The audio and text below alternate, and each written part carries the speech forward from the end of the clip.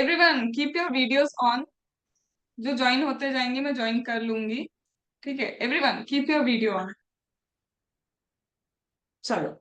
सो अभी जिसको मैंने बुलाया ना, शी इज सीए पलक नागपाल। ठीक है, मेरी one of the most favourite student भी है। वो कब मेरी फ्रेंड जैसी भी हो गई, आई नेवर नो, पता नहीं चला। And still we are in touch, अभी तक हम लोग टच में हैं।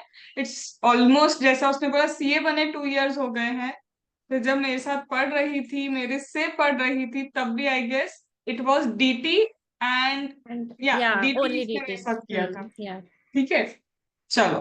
तो सबसे पहले ना, प्रॉब्लम विद द सीए, अभी कुछ लोग तो अटेम्प्ट अभी देने वाले हैं और कुछ लोग अटेम्प्ट दे चुके हैं। सो एक चीज मेरे को सबसे पहले पलक ये बताना कि सीए टफ है या फिर माइंडसेट हमारा थोड़ा सा ज्यादा स्ट्रिंजेंट है फॉर द सीए कोर्स, कि हमें लगता है कि सीए कोर्स टफ है। I would not say tough है, माइंडसेट हमारा स्ट्रिंजेंट इसलिए है because you know the atmosphere around us, उसने आईसीआई इंस्टीट्यूट को ज्यादा वो कर दिया है that this checking is not proper and this is not proper. They have just like seen the faults, but उसमें जो वो advantages what they are giving and what they are expecting from students, I think people are not focusing on that. If you focus on what ICI is expecting, then I don't think it is tough. I would request ना कि use English. Y? थोड़ा सा Okay. एक ना It will अपनापन सा be, type का हाँ, रहता comfortable है। ज्यादा हो जाएंगे.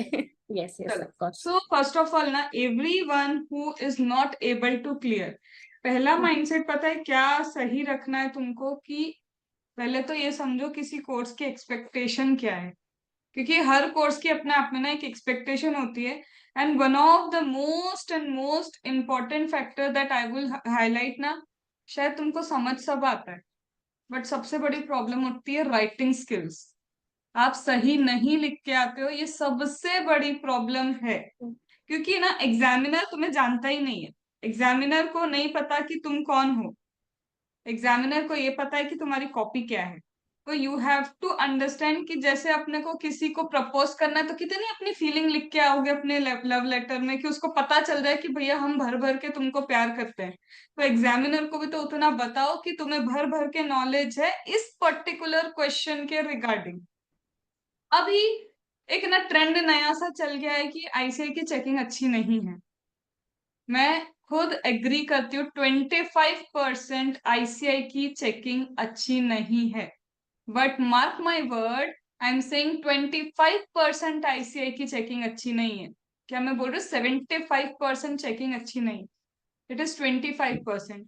तो वॉट वी मस्ट फोकस, 75 पे तो फोकस कर सकते हैं ना एटलीस्ट। वो तो अपने हाथ में। मैंने इंडिविजुअली हर स्टूडेंट से बात करूंगी लेकिन लास्ट में। ठीक है, बट तुमको पता है क्या समझ में आना चाहिए। मैंने जैसे अब्दुल को क्लास में पढ़ाया है, मैं बताऊं अब्दुल क्यों क्लियर नहीं हो पा रहा? क्योंकि वो क्वेश्चन के कंटेक्स्ट को समझता नहीं है। जब मैं क्लास में भी पूछती थी ना, क्वेश्चन में कुछ पूछती थी, तुम्हारा आंसर कहीं और से उठ के आता था। ये वन ऑफ द रीजन है तुम्हारा कि यू हैव टू कंसेंट्रेट, तुमको अपना कंसेंट्रेशन लेवल लेके आना पड़ेगा। बिकॉज वेन आई नो, मैं तुम्हें पढ़ा चुकी हूँ, तो देखो मैं मुंह पे तो बोल नहीं सकती ना स्टूडेंट को कि मुझे मुश्किल लग रहा है तुम्हारा, but I can give you a hint. Balaji है, उनका भी क्यों नहीं हो पा रहा? Because he is not able to give time. Time तो देना पड़ेगा ना कोर्स को। मैंने याद है कितनी बार बात की और मैंने क्या बोला है, your situation will remain same. आप नए अटेम्प्ट ले लो, आप जॉब करोगे। आप नया अटेम्प्ट लेके आ जाओ नवंबर, आप जॉब करोगे। आप फिर नए अटेम्प्ट में आ जाओ, आप जॉब करोगे। So is your situation going to change? No, your situation is not going to change. तो अपने को वे ऑफ स्टडी तो चेंज करना ही पड़ेगा ना। कोई एक चीज तो हमको चेंज करनी पड़ेगी, या तो सिचुएशन बदल दो या तो खुद को बदल दो। तो पॉसिबिलिटी क्या है? जॉब तो छोड़ नहीं सकते। तो what is the next possibility? We have to prepare well. हमें कहीं ना कहीं तो टाइम देके पढ़ना पड़ेगा। Are you getting Balaji what I am trying to say? क्योंकि क्या होगा ना, ये जो अटेम्प्ट है ना, ये अटेम्प्ट का लुक इतना गंदा है, इतना गंदा है कि I know it very well कि ये अटेम्प्ट का लुक बहुत गंदा होता है। आपको पता नहीं चलता आपके कितने ईयर बस यूं चुटकी में निकलते जा रहे हैं, निकलते जा रहे हैं। And when you look back ना, तब समझ में आता है, अरे यार 5 years, 7 years, 9 years, 10 years, 12 years, and still struggling. Are you getting? Still struggling वाला फेज ही रहता है. वीडियो ऑन रखो पहले तो सब. बालाजी अभी कितना, क्या, किस पेज पे पहुंचे अपन दोनों ग्रुप में से? ना एक चीज अच्छी है कि 3 3 सब्जेक्ट ही देने पर सब्जेक्ट ग्रुप में आपको. फिर भी अभी क्या पोजीशन है अपनी? Ma'am, final both the groups are paid. Both the group still you are trying? And no, I'm just trying same group only. Second group? Yes. But for the second group अब देखो समझो. सबसे पहले ना आपको अभी जिनका भी रिजल्ट आया, जो भी रिजल्ट आया, ठीक है, मुझे नहीं पता अच्छा है बुरा है, बट आप यहाँ हो इसका मतलब एग्जाम देने वाले हो. ठीक है, weather it is CA final और सीए इंटर. सबसे पहले तो एक चीज डिसाइड कर लो खुद से अच्छे से कि ग्रुप कौन सा देना है. क्योंकि अब एक ना नई चीज इंट्रोड्यूस हुई है सीए फाइनल में, disciplinary, multi disciplinary. That is not only one subject, that is FR, that is SFM, that is your law, that is your audit. मतलब जितने दोनों ग्रुप में सब्जेक्ट है सबको मिला के एक सब्जेक्ट है वो. है ओपन बुक एग्जाम, बट बच्चे 20 20 25 बुक्स लेके जाते हैं उस एग्जाम में, उस एग्जाम को देने के लिए. Are you getting? अब ये जो प्रैक्टिकल सबको बता रही हूँ, whether you are a CA inter student, whether you are a CA final student, क्यों लेके आ रहे हो ऐसा subject that you need the knowledge of both group. दोनों ग्रुप के सब्जेक्ट का नॉलेज क्यों चाहिए? क्योंकि फाइनली आईसीआई को समझ में आई ये चीज कि प्रैक्टिकल नॉलेज स्टूडेंट्स को नहीं होता है. क्योंकि रियल लाइफ में ऐसा थोड़ी ना है कोई आएगा और सिर्फ कॉस्ट से रिलेटेड आपसे क्वेश्चन पूछेगा. जब प्रोजेक्ट्स आते हैं, जब बड़े बड़े क्या आते हैं प्रोजेक्ट्स आपके सामने होते हैं, तो ऑब्वियसली दे वुड एक्सपेक्ट कि चार्टेड अकाउंटेंट तो भैया गूगल है, उसको सब पता होना चाहिए. और ये एक्सपेक्टेशन रहती है. तुम एक गलती तो कर दो after being a chartered accountant, पता है क्या बोलेंगे? सीओ कितना नहीं आता. मतलब पता नहीं सीए नहीं हो गए तुम, शायद इंसान ही नहीं हो, तुम्हारे लिए ऐसा हो जाता है कि यार इतना नहीं आता, सीए है ना तू तो. और ये होता है. तो कहीं ना कहीं what they are expecting, you should be able to solve the projects. आपको प्रोजेक्ट सॉल्व करते आना चाहिए. For that they have given multidisciplinary in CA final. CA inter पे थोड़ा सा बात कर लें. पहले ऐसा होता था ना, एमटीपी के ये वाले क्वेश्चन, आरटीपी के ये वाले क्वेश्चन, तुम्हारे टेस्ट योर नॉलेज के क्वेश्चन. क्लास में क्यों हम एक्स्ट्रा क्वेश्चन कर रहे हैं? क्योंकि नहीं आते हैं अब बुक के क्वेश्चन. जनरली जो अभी पेपर पैटर्न स्टार्ट हुआ है ना, यू वुड एग्री जिन लोगों ने एग्जाम दिए कि बुक से इतने क्वेश्चन नहीं आ रहे, वो थोड़ा सा ट्विस्टिंग करते ही है क्वेश्चन में. और जब ट्विस्टिंग कर रहे हैं तो रेक्टाफिकेशन वाली जॉब तो नहीं चल पाएगी ना, कि रट रट के वही वही क्वेश्चन चलेगा एंड यू आर एक्सपेक्टिंग कि you would clear the exam. क्योंकि धीरे धीरे स्टैंडर्ड बढ़ रहा है. एफआर में एमसीक्यू है, एसएफएम में एमसीक्यू है, in your every practical subject there is MCQ. क्यों? ये पता है तुम्हें लग रहा है कि इजी होने वाला है, बट अगर गलत तो गलत 30 मार्क्स, सही तो सही. क्योंकि प्रैक्टिकल है, प्रैक्टिकल में तो आंसर सही आने चाहिए ना. एक बार डीटी आईडीटी में you know the provisions, but when it comes to practical, when it comes to SFM जैसा subject, when it comes to AFM जैसा सब्जेक्ट, आपके कॉन्सेप्ट स्ट्रांग होना चाहिए और उसमें भी थ्योरी थोड़ी बहुत स्ट्रांग होनी चाहिए आपकी. तो इन शॉर्ट, सबसे पहले व्हेन यू आर प्रिपेयरिंग, एक माइंडसेट कर लो ग्रुप 1 चाहिए, ग्रुप 2 चाहिए. सीए फाइनल को मैं ये बोलूंगी जिनका फर्स्ट ग्रुप पेंडिंग है उन्हें पहले फर्स्ट ग्रुप करना चाहिए. क्योंकि मल्टी डिसिप्लिनरी के लिए फर्स्ट ग्रुप का आपको नॉलेज होना जरूरी है. क्योंकि मल्टी डिसिप्लिनरी तभी आएगा तुमको जब तुमको एफआर आता होगा, एसएफएम आता होगा, ऑडिट आता होगा. अदरवाइज वो वाला सब्जेक्ट निकालने के लिए तो इवेंचुअली पढ़ना ही पड़ेगा ना सब कुछ. So when you are in CA final and you have both the groups pending, अभी चेंज करने की जरूरत नहीं है कि अब चेंज कर लें क्योंकि हमने अभी अभी सेकंड ग्रुप दिया है. तुम पढ़ चुके हो, कर चुके हो manage, that is okay. But अगर first time you are thinking कि मुझे कौन सा सब्जेक्ट पे ग्रुप पे जाना है, 1 या 2, डेफिनेटली गो टू ग्रुप 1. अब ग्रुप 1 पे जाओ. क्यों? क्योंकि मल्टी डिसिप्लिनरी करने के लिए एफआर भी चाहिए, एसएफएम भी चाहिए, ऑडिट भी चाहिए, लॉ भी चाहिए. और वो तो फर्स्ट ग्रुप पढ़ के ही आएगा ना, उसके लिए अलग से क्लासेस थोड़ी ना है. क्योंकि अभी तुम्हें पता है उसकी तो केस स्टडी भी नहीं है इतनी. इंस्टीट्यूट ने 20 तो केस स्टडी दी है और उसमें से आया नहीं. Is that clear? तो पहले तो बात हो गई कि what group you have to do. When it comes to CA inter, CA inter में जनरली होता है इस वक्त कम स्टूडेंट्स होते हैं जो जॉब के साथ होते हैं। वो एज में हर किसी को ऐसा नहीं होता कि सीए इंटर बड़ी एज में देने का मौका मिले, बट जनरली जो भी न्यू एंट्री होती है, डायरेक्ट एंट्री होती है, वो जॉब के साथ नहीं होते हैं वो स्टूडेंट। तो उनके लिए एक बेनिफिट क्या होता है, वो बोथ ग्रुप दे सकते हैं। लेकिन अब फिर से बोल रही हूँ, आप कोई भी स्ट्रीम में हो, फाइनल हो या तुम्हारा इंटर हो, कोई भी स्ट्रीम हो, तुम्हें दिख रहा है कि तुम आंसर्स नहीं कर पा रहे हो, you are unable to write your answers, तो वहीं अपने आप को रोको और एक बार जज करो कि बोथ ग्रुप की तरफ जाना भी है या नहीं। सब कुछ लेने के चक्कर में ना कई बार तुम कुछ भी हाथ में लेके नहीं आते हो। Are you getting, are you getting this thing? तो सबसे पहले तो you have to be very clear, एक ग्रुप कौन सा होना चाहिए, लेना है कौन सा ग्रुप लेना है। हमको जल्दी से सीए बनना है, बहुत सारे अटेम्प्ट के साथ थोड़ा ना बनना है, जल्दी बनना है, प्रॉपरली बनना है। तो एक ग्रुप दो, फिर एक ग्रुप दो, माइंड को शांति भी मिलेगी, सब्जेक्ट पे एक्सपर्टीज भी आएगा तुमको। अंडरस्टूड? अब थोड़ा सा सब्जेक्ट पे आते हैं। डीटी एंड आईडीटी सेम है, मतलब same in the sense CA final पे भी है, सीए इंटर पे भी है, दोनों है, डीटी एंड आईडीटी। ठीक है। अच्छा पलक एक चीज बताओ, डीटी में सबसे पहले ना ऐसा फोबिया होता है कि डीटी सबसे टफ माना जाता है। DT is one of considered to be one of the tough subject. उसको तुम्हारा स्ट्रेटेजी क्या था कि तुम कैसे कवर अप कर पाए और 1.5 दिन में रिवाइज कैसे कर पाए? क्योंकि बोलते हैं ना डीटी 1.5 दिन में रिवाइज भी नहीं होता है। तो मैम, पॉइंटर्स के साथ, एक एक पॉइंटर्स के साथ explain everyone. So DT of course toughest क्योंकि वो बहुत लेंथीएस्ट है, एक और सेकेंड, मेरे साथ एक में एक मिनट, हाँ बस, आईपीसीसी में। पलक एक मिनट, एक मिनट। हाँ जी। एवरीवन नोट डाउन करो ये चीजें, क्योंकि तुम सुन के ना निकाल देते हो जो लग रहा है कि काम का है। अभी Abdul, note down this things और be in contact with me till your next attempt. लिखो। यस। सो डीटी टफेस्ट भी है एंड लेंथीएस्ट भी है। तो सबसे पहली तो ये माइंडसेट बनाना है, कुछ भी इंपॉर्टेंट कुछ भी नॉन इम्पॉर्टेंट नहीं है।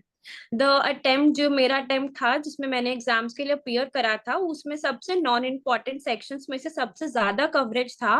एंड आई थिंक मेरे टाइम पर DT was the toughest exam. तो कुछ भी नॉन इम्पॉर्टेंट नहीं है, छोटे से छोटा पॉइंट भी वी शुड नो दैट।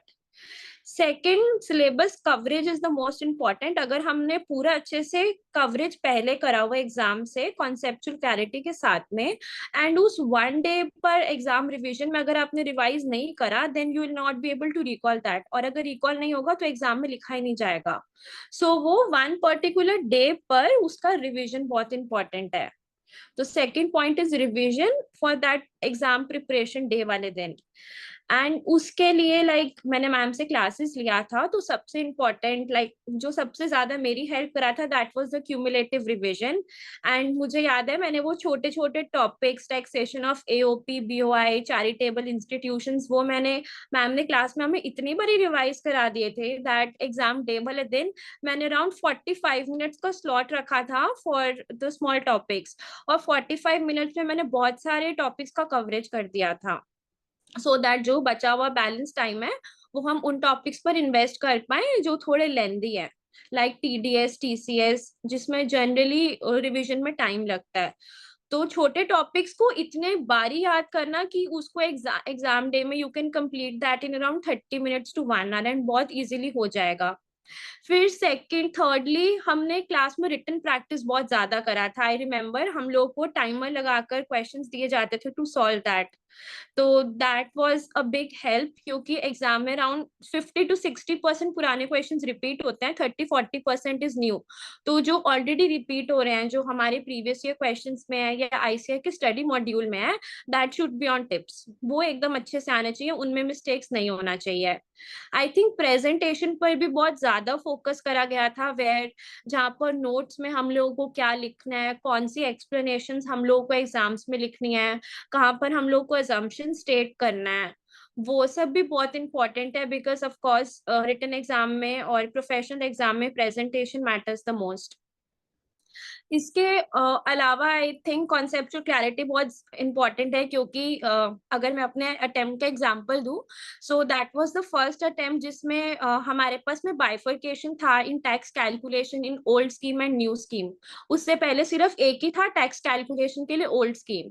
तो हम लोगों ने जब क्लास में सॉल्व करा प्रीवियस ईयर क्वेश्चंस या आईसीए के स्टडी मॉड्यूल से, वो सब ओल्ड स्कीम के बेसिस पर ही मेजरली प्रैक्टिस करा था। बट जब एग्जाम अपीयर करा तो एग्जाम में अराउंड अगर 10 क्वेश्चन है तो 10 में से 8 क्वेश्चंस वर स्टेटिंग कि हम लोगों को न्यू स्कीम के अकॉर्डिंग इसका क्या टैक्स कैलकुलेशन होगा वो स्टेट करना है। So conceptual clarity is of course important, क्योंकि professional exam and we are at the final level, तो एकदम सेम क्वेश्चंस नहीं आएंगे। अगर हमारे कॉन्सेप्ट स्ट्रॉन्ग है तो हम लोग आंसर कर पाएंगे। एंड लास्टली हम लोग एग्जाम डे पर उस 3 घंटे के अंदर कैसा अपना एग्जाम प्लान करते हैं। तो वो जो 15 मिनट्स रीडिंग टाइम है जो मैम हमेशा बताती है, that is not actually 15 minutes. उसके अंदर से जो भी टाइम हमारे पास इन हैंड है उसमें मैंने आई थिंक पहले ही स्ट्रैटेजाइज कर लिया था कि ये क्वेश्चंस मुझे अच्छे से आते हैं, this is how I started. और अगर फर्स्ट वाले कुछ क्वेश्चंस आप बहुत कॉन्फिडेंस से अटेम्प्ट कर पा रहे हो, देन आई थिंक एक सेंस ऑफ कॉन्फिडेंस आ जाता है कि हाँ अब मैं एग्जाम कंप्लीट कर पाऊंगा। तो रीडिंग टाइम में planning is very important. And lastly हमारी स्पीड बहुत मैटर करती है।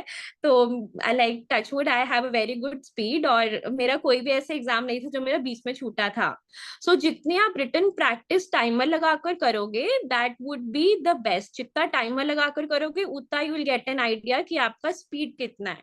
अगर हम 100 मार्क्स का अटेम्प्ट कर कर आएंगे तो उसमें से वील एक्सपेक्ट कि 20-30% का कुछ गलत होगा। तो उस अकॉर्डिंग अगर हम 70-80 का टारगेट रखेंगे then somehow will hit around 60। तो I think these were all the things that I used in DD. Ma'am I think you are on mute, not audible. Yes, so this are all the things. But मतलब ये बोलने का पता है क्यों बोला? सबसे पहली चीज क्या है, जब पढ़ाने वाला बोलता है ना तो तुम सुनते हो और सुन के हाँ हाँ हाँ मैम बोल तो रही है, ठीक है चल रहा है। But she has already cleared the exam, उसका एग्जाम क्लियर हो गया। तो मतलब कुछ तो वही सारी स्ट्रेटेजी अप्लाई की होगी ना जो हम लोग कभी भी, मैं किसी भी वीडियो में क्लास में मेंटरिंग जब लेती थी तब यही तो बोलती थी कि what you have to focus. सबसे पहली चीज देखो, समझो एक चीज, सीए एग्जाम टफ पहले तो आपने अपने दिमाग में बनाई। मैं ये नहीं बोल रही हूँ कि टफ नहीं है, बट जितनी टफ है उससे ज्यादा टफ तो यहाँ बना के रखा है कि ये बहुत टफ एग्जाम है। First of all clear one thing in your mind, ये आईएएस की एग्जाम नहीं है। आईएएस में तो कोर्स ही नहीं पता होता है कि कहाँ से कितना आएगा। तो इतना तो तुम्हें पता है कि ये चैप्टर है, ये प्रोविजन है, इसके अंदर से चीजें आएंगी। तो first thing what I would say कि you have to focus on conceptual clarity. सबसे पहले आप है ना, जो भी स्टूडेंट्स अभी नहीं सक्सेसफुल हुए, एक चीज आप अपने आप ये देखो कि क्या आपको कॉन्सेप्चुअल क्लैरिटी है। अब जिनके मार्क्स 20s में आ रहे हैं, 25 में आ रहे हैं, और बोलूं हर बार देने के बाद मैक्सिमम 35 में आ रहे हैं, तो नहीं है कॉन्सेप्चुअल क्लैरिटी।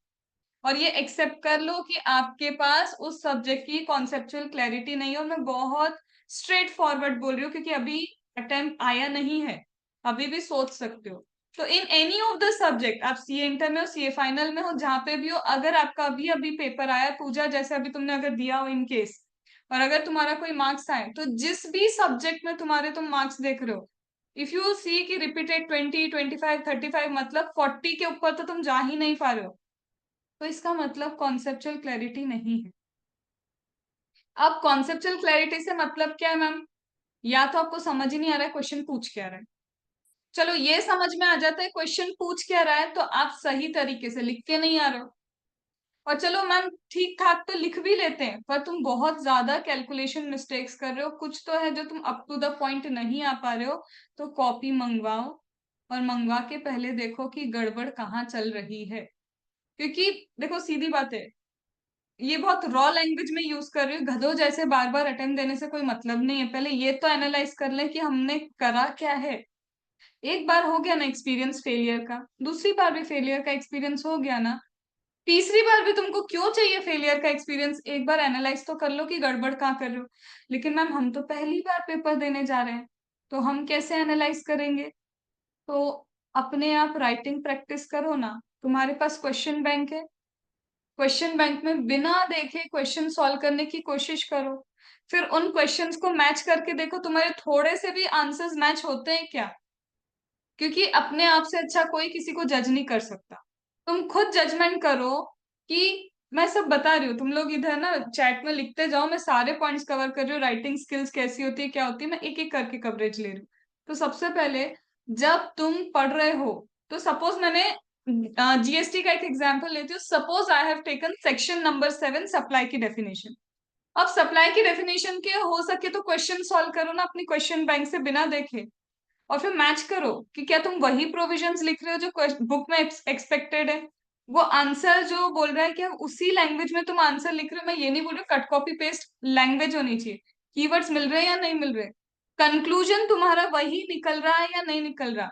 अगर तुम्हें दिख रहा है 10 क्वेश्चन लिख के 6 क्वेश्चन में तुम्हारा मैचिंग कॉन्सेप्ट चल ही नहीं रहा है, तो समझो कि राइटिंग स्किल्स गड़बड़ है।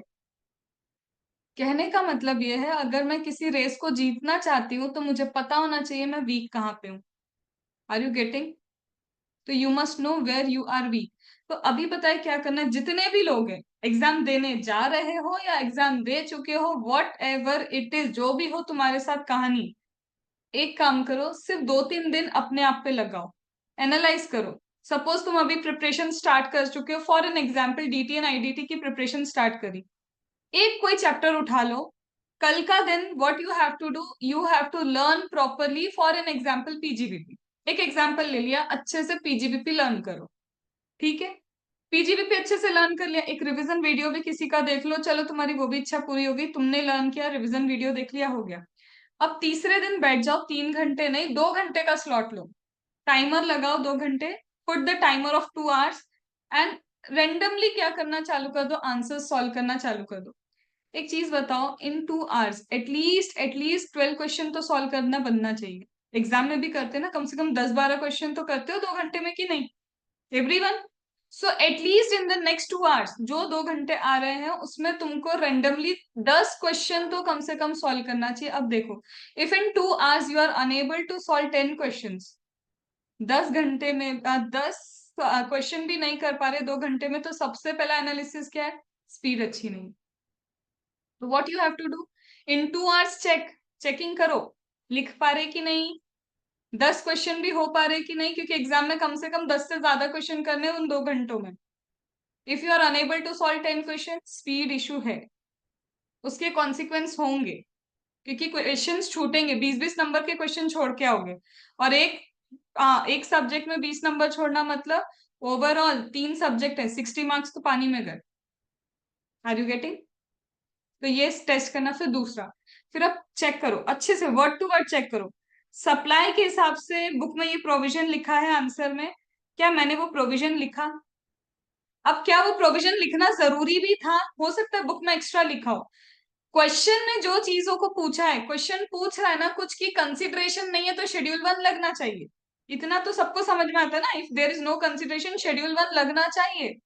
तुमने शेड्यूल 1 कोट किया भी कि नहीं किया, तुम समझो क्वेश्चन क्या पूछ रहा है। क्वेश्चन अगर जो डाउट दे रहा है कि ये होना चाहिए या नहीं होना चाहिए, उसके रेलिवेंट सिर्फ तुमको प्रोविजंस लिखने होते हैं। तो ट्राई टू अंडरस्टैंड वो प्रोविजन बुक में लिखा है, मैंने नहीं लिखा, खुद एनालाइज करके देखो जरूरी था क्या ये लिखना। क्योंकि यार कंसिडरेशन ये शेड्यूल 1 कैसे नहीं लिखा तुमने, जरूरी ही था वो। मार्क्स क्यों देगा वो सामने वाला तुमको, उसको थोड़ी ना पता है तुम्हारे दिमाग में, तुमको पता है schedule 1, you have to write schedule 1, you have to write the relevant para number also, लिखना ही पड़ेगा। ठीक है, 2 हो गया। अब मैम देखा 10 क्वेश्चन हम जब ऐसे चेक वेक कर रहे थे, हमने देखा ऑलमोस्ट इन एवरी क्वेश्चन, या फिर 5 क्वेश्चन से ज्यादा तो ये कि हम इनकम्प्लीट प्रोविजन लिख रहे हैं, या फिर जो जरूरी है वो हम नहीं लिख पा रहे। इसका मतलब, इसका इंटरप्रिटेशन क्या है, आप एप्लीकेशन नहीं कर पा रहे हो कॉन्सेप्ट की। You know the concept very well, but you are unable to apply those concept, आप उनको अप्लाई नहीं कर पा रहे, इसलिए तो इनकम्प्लीट छूट रहा है। और हर एक जगह जब आपका इनकम्प्लीट आंसर होता है, suppose it is of 6 marks, एक क्वेश्चन 6 मार्क्स का है, जो इंपॉर्टेंट प्रोविजंस आपने नहीं लिखे उसके 2-2 नंबर तो काट ही लो ना, तो 6 में से तो 4 तो यही हो गए। और जरूरी तुम्हारा आंसर सही हो, वो तो अभी पता ही नहीं अपने को।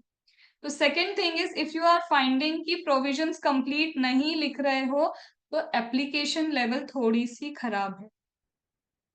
फिर मैम हमने 10 क्वेश्चन सॉल्व किया। थर्ड पॉइंट चेकिंग बता रही हूँ कि तुम अपने आप को एनालाइज कैसे करोगे। थर्ड चेक करो। मैम बहुत सारे ऐसे क्वेश्चन है प्रोविजन पता था बट जब क्वेश्चन पढ़ रहे तो कुछ समझ ही नहीं आ रहा। समझ रहे हो मेरी बात?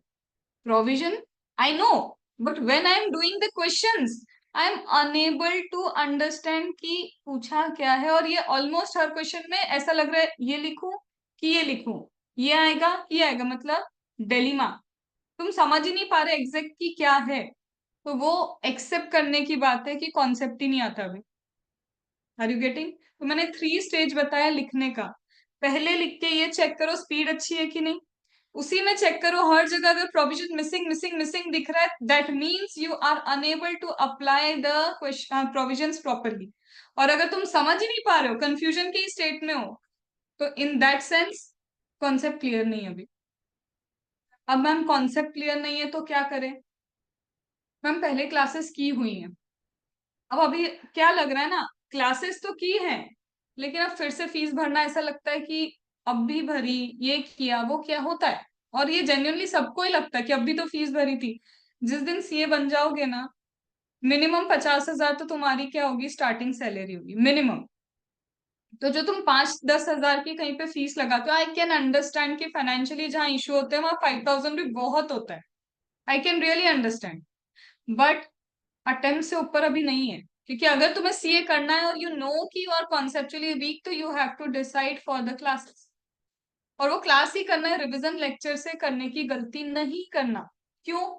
क्योंकि रिवीजन लेक्चर उन लोगों के लिए है जो सबसे पहले या तो जॉब में है, वो मैनेज नहीं कर सकते, मैरिड है वो मैनेज नहीं कर सकते, तो वो कैसे भी करवाया जाता है कि चलो उससे तुम लोग प्रैक्टिस करो समझो। और वो भी प्रॉपर वीडियोस होना चाहिए जिसके थ्रू आप करो। हर एक रैंडम वीडियो आप नहीं ले सकते। You can not take any random video. तो आपको क्या करना है अगर दिख गया भैया कॉन्सेप्चुअली हम वीक हैं तो गो फॉर सम क्लासेस। अब क्लासेस कौन सी भीड़ चाल में चले जाए। एक फैक्ट बता रही हूँ तुमको, तुम्हारा फैकल्टी खुद ढूंढना पड़ेगा। अगर सपोज करो रोहित को किसी फैकल्टी का समझ में आता है तो जरूरी नहीं है पूजा को वही फैकल्टी की बात समझ में आएगी। किसी के लिए कोई फैकल्टी बहुत अच्छा हो सकता है तो किसी के लिए वो फैकल्टी भी बिल्कुल भी अच्छा नहीं होगा। तो आपको उनके रिवीजन वीडियोस देखो, उनके डेमो लेक्चर्स देखो, पहले परचेस करने से पहले इसको गवाने से पहले 2-4 उनके ढंग से वीडियो देखो और अलग अलग टॉपिक के देखो। और टॉपिक पर से कैसे चूज करोगे जो तुमको लगता है सबसे टफ है। इजी पे मत जाओ जो तुमको खुद आता है। ऐसा देखो जो तुमको भी नॉलेज नहीं है क्या उनके वीडियो को देख के तुम कैप्चर भी कर पा रहे हो कि वो बोल क्या रहे हैं। तब तुम्हें समझ में आएगा ये फैकल्टी तुम्हारे लिए है नहीं। तो डू नॉट रिकमेंड। ऐसे हम पूछ लेते हैं ना तेरे हिसाब से अच्छी फैकल्टी कौन है, तेरे हिसाब से कौन है। हर एक का ब्रेन अलग है। किसी को लिख लिख के अच्छे से समझ में आएगा, किसी को ड्राइंग चाहिए समझने के लिए, किसी को सिर्फ बोल बोल के ही समझ में आ जाता है, किसी को बहुत ज्यादा बार समझने की जरूरत पड़ती है। तो देखो कि तुम्हारा फैकल्टी कौन है। क्योंकि सबको पढ़ाना आता है तभी तो वहां पे वो पढ़ा रहे हैं। बट तुमको ढूंढना पड़ेगा तुम्हारे लिए कौन है। And what you have to do, जो तुम्हें आता है do not choose the topic that you already no.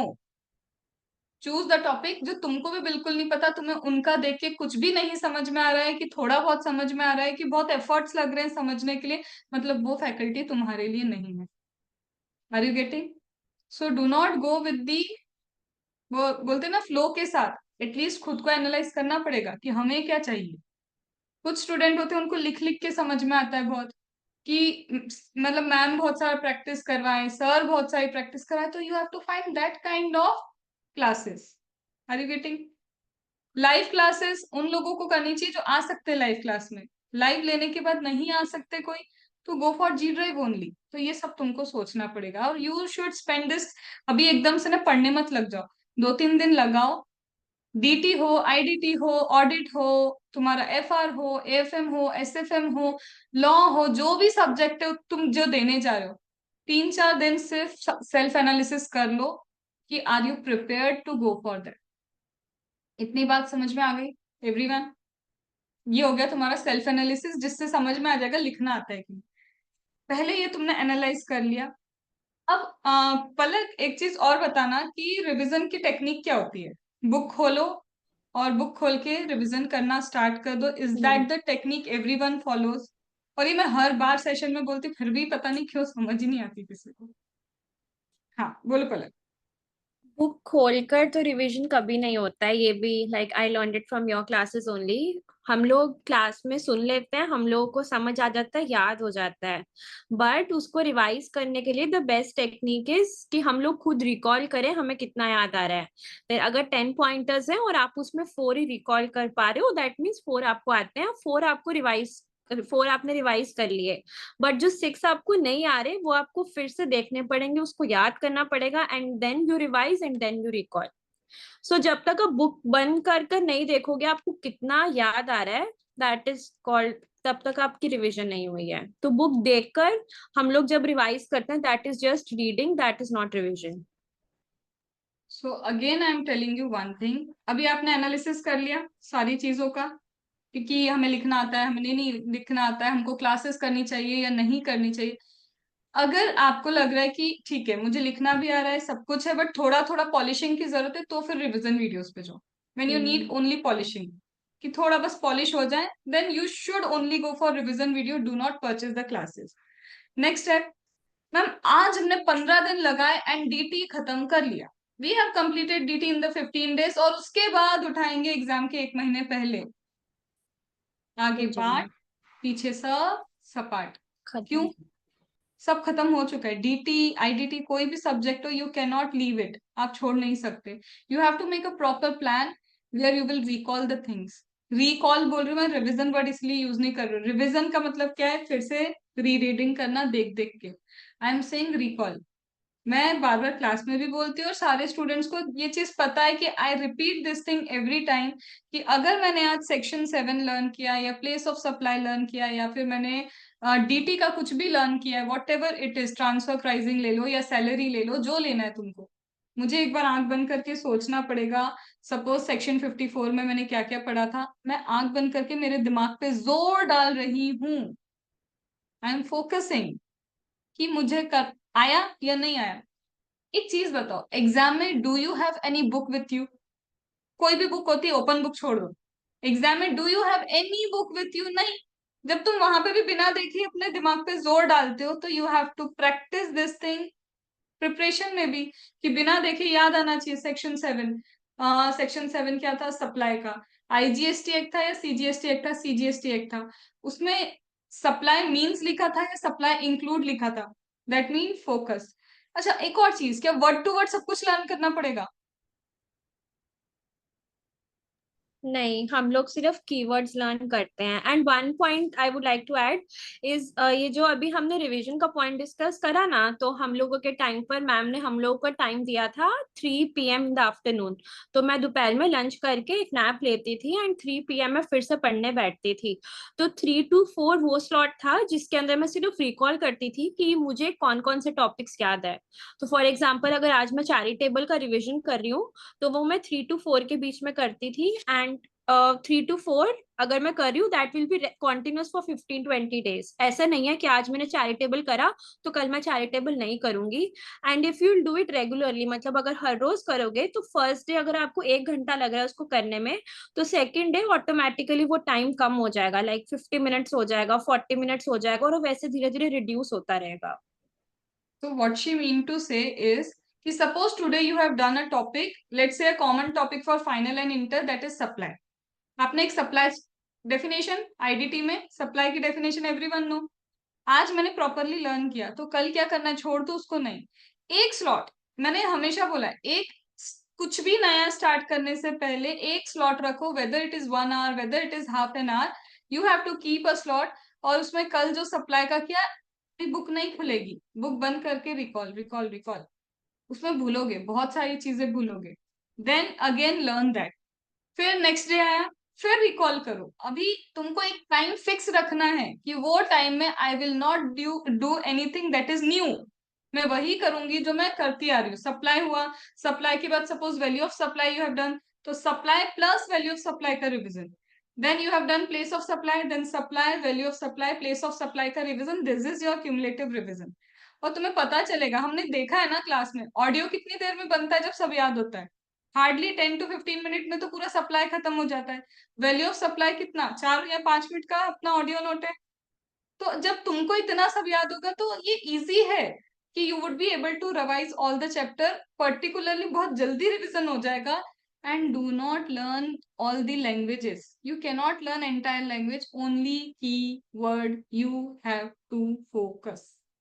तो ऐसा नहीं है जो चीजें मैं अभी किसी क्लास में बता रही हूँ वो एकदम से मैंने नई नई क्लास इजाद की है या फिर कुछ। This is something trial and tested. और this she is from my first batch. जब मैंने फर्स्ट बैच स्टार्ट की थी ना, she is from my first batch, और उस वक्त 100% स्टूडेंट क्लियर हुए थे, एक भी फेल नहीं था, एक भी नहीं। और ऐसा नहीं कि सिर्फ डीटी में, डीटी आईडीटी इसका एएमए चारों की मैंने क्लासेस स्टार्ट की थी तब, तो सभी पास थे, एक भी फेल नहीं था। Are you getting? और जो एक दो फेल थे वो वाले थे जिन्होंने इसका या फिर ऐसी क्लास ज्वाइन नहीं की थी और वो उसी सब्जेक्ट में फेल हुए थे, इसका नहीं किया तो इसका में ही फेल थे। और इट इज नॉट कि मेरे को मेरी बड़ाई करनी है, बट कुछ तो ट्रायल एंड टेस्टेड होगा, तभी तो I am repeating again and again कि if you want to clear your exam you have to focus on keywords, cumulative revision, writing session. Are you getting? Everything I will tell, Vivo, whatever you are writing ना, everything is going to get covered here. Okay? चलो, तो अभी इतना समझ में आया। कल कैसे करोगे? 3 दिन अपने सेल्फ एनालिसिस पे लगाओ, और ये सबको करना है, क्लास वाले स्टूडेंट्स भी करो कि खुद का एनालिसिस एक बार करके देखो क्या हो रहा है। क्योंकि अभी तो क्लास चल रही है, तो 10 चीजें मुझसे और पूछ सकते हो, बाद में भी पूछ सकते हो, बट ऑब्वियसली रोज कनेक्टिविटी में ज्यादा चीजें होती है। सेकेंड, आप क्या करोगे? स्टॉप डूइंग देख के रिविजन, स्टार्ट डूइंग रिकॉल। ठीक है?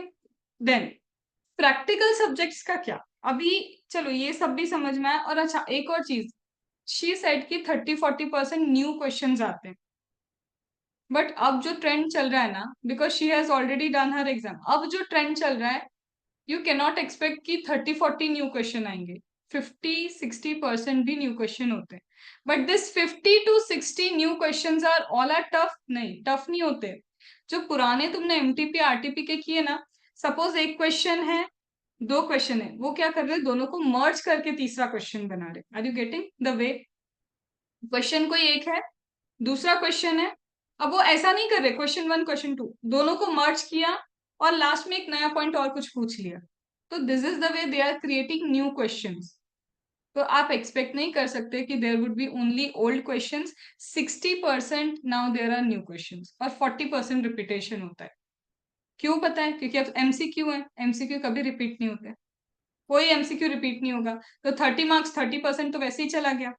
Then when it comes to your 70 marks, उसमें भी 30% कम से कम नहीं होता, तो यही हो गया ना 60%। Are you getting? डन? चलो, प्रैक्टिकल में क्या क्या किया था, कुछ ऐसा जो प्रैक्टिकल सबको स्पेसिफिकली समझ में आए कि प्रैक्टिकल में कैसे फोकस करना है। And don't focus on final के subjects, CA inter and CA final, किसी भी प्रैक्टिकल सब्जेक्ट्स के लिए क्या कर सकते हैं? Written practice, I think practical में इज अ सेवियर। जितने ज्यादा आप रिटन प्रैक्टिस करोगे उतना ज्यादा समझ में आएगा आपको क्या आ रहा है क्या नहीं आ रहा। एंड आई थिंक प्रेजेंटेशन भी उसमें बहुत इंपॉर्टेंट है। थ्योरी में जनरली हम लोग ज्यादा फोकस करते हैं प्रेजेंटेशन में, एंड प्रैक्टिकल में भी ओवरलुक इट। बट प्रैक्टिकल में भी प्रेजेंटेशन उतना ही मैटर करता है कि how are we presenting the answers.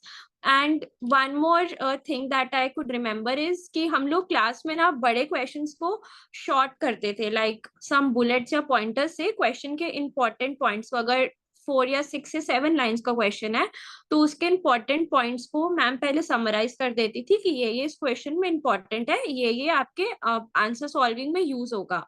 And I think वो भी आप लोग अगर प्रैक्टिस करोगे उसी से जज कर पाओगे क्वेश्चन को रीड करके। एंड जैसे क्वेश्चन समराइज हो गया ना कि ये क्वेश्चन में ये पॉइंट्स हैं, तो फिर उसको सॉल्व करना और इजी हो जाता है।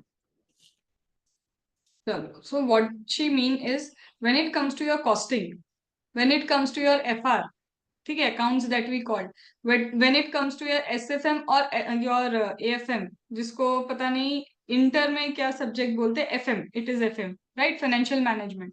तो financial management, strategic management, advance financial management, financial reporting that is accounts, सबके लिए बता रही हूँ। What I used to do, ठीक है, मैंने क्या किया था, मैंने जब एग्जाम दी थी ना, to be frank I am telling you कि मेरा तो रिटर्न प्रैक्टिस नहीं हो पाया था, क्योंकि एवरीवन नोस कि उस वक्त मेरे साथ बहुत सारी चीजें थी जो मैं रिटर्न प्रैक्टिस नहीं कर पाई। And I land up in the exam attempting only 75 marks. सिर्फ 75 मार्क्स का मैं अटेम्प्ट कर पाई थी, और घर आके तो रोना धोना चालू हो ही गया था कि 25 तो यूं ही डुबा दिया अपन ने, आना कुछ है नहीं। और वो भी आई एम समवन कि मेरे को प्रैक्टिकल से डर लगता है, आई have a phobia of practical. ठीक है, तो मेरा तो यही था कि गया, मतलब एएमए गया, मेरा कॉस्टिंग गया, ठीक है। बट प्रॉब्लम पता है क्या थी, मतलब प्रॉब्लम या बेनिफिट बोलो, वो जो अटेम्प्ट था ना, उस अटेम्प्ट में what I use to do, मैंने देखा था, मैंने एनालाइज किया था कि पर्टिकुलर जो सब्जेक्ट है, पर्टिकुलर जो चैप्टर है, चैप्टर का कंटेंट क्या है। ठीक है, तो जो भी है, सपोज करो तुम्हारा स्टैंडर्ड कॉस्टिंग है, तो स्टैंडर्ड कॉस्टिंग के टाइप्स ऑफ क्वेश्चन कैसे हैं। और जब वो पर्टिकुलर कोई चीज पूछते हैं कि सपोज करो टोटल कॉस्ट निकालो या फिक्स्ड कॉस्ट निकालो, वॉट एवर इट इज, या एफआर की बात करूं तो सपोज करो एम्प्लॉय बेनिफिट के टाइप ऑफ क्वेश्चन कौन कौन से, तो what I use to do, I try to analyse की what are the types of question they are asking from a particular chapter. तो इससे मुझे समझ में आता था कि कंसोलिडेशन हो रहा है तो किस टाइप के क्वेश्चन पूछ रहे हैं। सपोज करो तुम्हारा ये फाइनेंशियल इंस्ट्रूमेंट है तो क्या पूछ रहे हैं, तुम्हारे इधर आके देखूं, इंटर पे आके देखूं तो सपोज करो ये इक्विटी बेस्ड कैसे कैलकुलेशन होता है। तो I use to analyse on the basis of types of question कि मुझे फोकस क्या करना है। और ऐसा नहीं कि पेपर पैटर्न एक बार में ही चेंज हो जाता है, नहीं होता, उनका टाइप ऑफ क्वेश्चन वही रहते हैं। तो जब भी आप कोई चैप्टर को पढ़ो, जैसे सप्लाई में मैंने तुमको समझाया ना, जीएसटी में क्या किया कि यू नो कि सप्लाई में वो शेड्यूल 1 इज वेरी इंपॉर्टेंट, सबसे ज्यादा क्वेश्चन इज ऑन शेड्यूल 1। फिर याद है सप्लाई में हमने समझा था कि उसमें भी इम्पोर्ट ऑफ सर्विस सबसे ज्यादा इंपॉर्टेंट है जिसपे क्वेश्चन है। तो समझ रहे हो आईसीए का फोकस क्या है, उनको समझ आएगा कि वो सेक्शन में भी ए कैटेगरी क्या है। सब कुछ इंपॉर्टेंट है, बट ट्राई टू एनालाइज की व्हाट इज इंपॉर्टेंट, तो weather it is your practical what ever. अब फिर पता है क्या होता है, फिर नोटिस करो रिपीटेड कौन कौन सी चीजें जो तुमको पेपर में भी दिख रहा है, क्वेश्चन बुक में भी दिख रहा है, ये बार बार, ये बार बार। फॉर एन एग्जाम्पल अगर मैं बात करूं शेयर बेस्ड पेमेंट, ऐसे ही कुछ ले रही हूँ, ठीक है, एक मैंने ले लिया शेयर बेस्ड पेमेंट इंडेक्स ले लिया 102। अब उसमें पता है देखो, वो नंबर ऑफ एम्प्लॉयज कैलकुलेट करवाता है बार बार, या तो बैक कैलकुलेशन से कैलकुलेट करवाएगा, या फिर कुछ भी लैंग्वेज देगा कि तुम्हें समझ में आए कि नंबर ऑफ एम्प्लॉय पहले कैलकुलेट करने पड़ते हैं। तो तुम देखना उनके 3-4 तरीके ही होते हैं, अलग अलग क्वेश्चन में वो तरीके ढूंढो कि बार बार ये इधर नंबर ऑफ एम्प्लॉय कैसे कैलकुलेट करवाता है, ऐसी लैंग्वेज लिखी हो तो कैसे कैलकुलेशन करना है। So try to analyse those thing कि ये 4-5 तरीके क्वेश्चन देने के, और फिर जब तुम करोगे ना चीजें तो तुमको कैच होना स्टार्ट हो जाएगा। और this same thing I have applied in costing, कि जब वो टोटल कॉस्ट निकालने को बोलता है तो कैसे कैलकुलेशन के लिए वो फॉर्मेट रखता है, और उनका सेम है। जब तुम ऐसे नोटिस करोगे ना, यू विल फाइंड कि ये चीजें सेम चल रही है। Are you getting? मैम फिर एक सबसे हाँ, इम्पोर्टेंट पॉइंट तो मैं मेंशन करना भूल ही गई। आपको याद है आपने हम लोगों से एक कंसाइज में समरी बुक बनवाया था जिसमें हर एडजस्टमेंट शीट। क्वेश्चन में हाँ कौन सा एडजस्टमेंट्स है उसको समराइज करवाया था, तो वो प्रैक्टिकल में बहुत हेल्प करा था। एडजस्टमेंट शीट में वैसे ना पता शीट है हर हाँ। क्लास में बताती हूँ, पर बस सिर्फ मैं बताती हूँ, ये वही क्लास थी जब तुम लोगों ने बनाया है। रिमेम्बर फर्स्ट डे से ही मैं क्या बोलती हूँ, जब क्वेश्चन 1 करो तो उसके पास में लिखो लिख लो कि हाँ कौन से राइट। कॉन्सेप्ट का क्वेश्चन है, और तुमसे क्या मिस्टेक हुई उस क्वेश्चन में, हम्म। तुम्हारे लिए कौन सा क्वेश्चन इजी था, तुम्हारे लिए कौन सा टफ था। जब आप क्वेश्चन की भी समरी बना लेते हो ना, at the time of your exam you would be able to even recall the questions too. याद है डे 1 पे I have explain what is summary, that adjustment sheet. बिल्कुल। And Abdul you must make that adjustment sheet, you will definitely clear in next attempt, just focus on that adjustments, कि ऐसा लिखा होता है तो what I am expected to answer. Even Balaji you should also do this thing, if you have less time तो हमको क्या करना है, हर चीज को समराइज करना है। You should summarise the thing, और समराइज करके उसी को बार बार पढ़ते रहो, definitely you would clear. Are you getting? And it is for everyone, but मैं क्यों 2-3 लोगों को ज्यादा फोकस करूं, because I know they are struggling. और स्ट्रगलिंग बिकॉज उनकी दूसरी भी बहुत सारी चीजें हैं, ऐसा नहीं कि पढ़ाई में ही स्ट्रगल कर रहे हैं, they have other things also. जिन लोगों के पास कम टाइम है, आप एक बार पढ़ के चीजों को कंसाइज करो और सिर्फ कंसाइज चीजों को पढ़ते जाओ, फिर से वापस बुक पे शिफ्ट मत करो, मेन बुक पे। Are you getting? अंडरस्टूड? आया समझ में? अब तुमको कोई यस मैम। पर्टिकुलर क्वेश्चन ऐसे दिमाग में आ रहा हो तो पूछो एक बार। If someone has any particular question. Ma'am दी ने जब जो बताया, जो रिवाइज करना है, रिकॉल करना है, आज मैं पूरा सप्लाई रिवाइज कर रहा था। तो 6 से 7 घंटा में पूरा पढ़ रहा था। तो पूरा मैंने 6 से 7 घंटा बर्बाद किया अपना। पार्डन? मतलब मतलब मैंने पूरा बुक रिवाइज कर रहा था, मतलब कीवर्ड्स रिवाइज नहीं कर रहा था या रिकॉल नहीं कर रहा था। तो 6 से 7 घंटे पूरा बर्बाद किया अपना सिर्फ सप्लाई चैप्टर में। अभी हाँ हाँ। सबसे पहले नॉर्मल हो जाओ, ठीक है? बिल्कुल नॉर्मल, काम डाउन। देखो कोई भी ना वर्ड टू वर्ड नहीं कर सकता यार, और पता है इतना प्रेशर हम दिमाग पे ले नहीं सकते, क्योंकि आई नो ये प्रेशर तुम्हें कितना ज्यादा भारी पड़ सकता है ना 1.5 दिन के पहले। आई लिटरली नो, बिकॉज मैंने ये एक्सपीरियंसेस किए हैं। और जो जो चीजें मैं अभी ये बता रही हूँ ना कि ऐसा ऐसा करो, बिकॉज मैंने समवेयर बहुत अप्लाई की है, तब जाके समझ में आया कि सीए की पढ़ाई ऐसे होती है। और ये पता है तुम नया कुछ नहीं सीख रहे। जब तुम स्कूल में थे तुम क्या करते थे? मैडम ने समझाया, घर जाके तुम लर्न करते थे, फिर मम्मी पूछती थी बिना देखे कि बेटा बता ये आंसर है, बता इसका क्वेश्चन का आंसर दे, वो चीजें करते थे ना, you use to this thing only. But हम जब प्रोफेशनल फील्ड में आ जाते हैं ना या बड़े हो जाते हैं, तो हमको लगता है हमको आ गया एक बार में सब, कि दिमाग बड़ा हो जाता है बट उसकी रिटेन करने की कैपेसिटी बड़ी नहीं हुई है। तो मैं ये जो तुमको बता रही हूँ क्या बोल रही हूँ, बचपन में जैसे पढ़ते थे ना कि कोई चीज समझी, याद की, रिकॉल की, वही तो तुम्हें बोल रही हूँ, बिना देखे करो। पहले कोई और पूछता था, मम्मी पापा पूछ लेते थे तुमसे आंसर्स, अब तुम खुद हो वो करने के लिए। This is the simple thing I can tell you. ये जो इतनी लंबी चौड़ी हम बातें कर रहे हैं ना, उसका क्रक्स क्या है? जैसे बचपन में पढ़ते थे, अपने आप को बच्चा मानो कि तुम्हें सब सीखना है, लिखना भी सीखना है, पढ़ना भी सीखना है, एंड उस वे में पढ़ना स्टार्ट करो। And Rohit, even if you have applied 6 hours, 4 hours, अभी तो सीखना चालू किया ना how to do the things. CA yes inter में आए हो, you are also direct entry, तो अपने आप को थोड़ा लिबरल छोड़ो। जब छोटा कोई बच्चा होता है ना, चलना सीखता है तो 50 बार गिरता है, बट दैट डजंट मीन कि वो डिमोटिवेट हो गया। तुम भी अभी सीख रहे हो, गलती तो करोगे ना, और उतनी अपने आप को परमिशन दो गलती करने की, कि ठीक है, बट दूसरी बार समझो कि हाईलाइट दोस कीवर्ड्स। देखो मैं तुमको एक चीज दिखा देती हूँ, मतलब इफ यू गेट लेट ना, तुम मुझे मैसेज कर देना, नहीं नहीं, है ना? I am okay. चलो, ये देखो मैंने एक ऐसी ही चीज खोल ली, ठीक है? ये मेरे क्या है, सप्लाई सर्विस की डेफिनेशन, एक एग्जाम्पल बता रही हूँ तुमको, ठीक है? ये सर्विस की डेफिनेशन है। अब सर्विस की डेफिनेशन में मेरे लिए काम का क्या है? सबसे पहले इसमें गुड्स नहीं होना चाहिए, मनी नहीं होना चाहिए, सिक्योरिटी नहीं होना चाहिए, बाकी तो मैं खुद भी लिख लूंगी। Service means other than goods, money, security, ठीक है? इसमें इंक्लूड क्या होता है? यूज ऑफ मनी या कन्वर्जन ऑफ मनी। मैं सब कुछ हाईलाइट नहीं कर रही हूँ, मुझे इतना समझ में आ रहा है, गुड्स की डेफिनेशन में, सर्विस की डेफिनेशन में गुड्स नहीं होना चाहिए, मनी नहीं होना चाहिए, सिक्योरिटी नहीं होना चाहिए, बट इसमें इंक्लूड क्या होता है?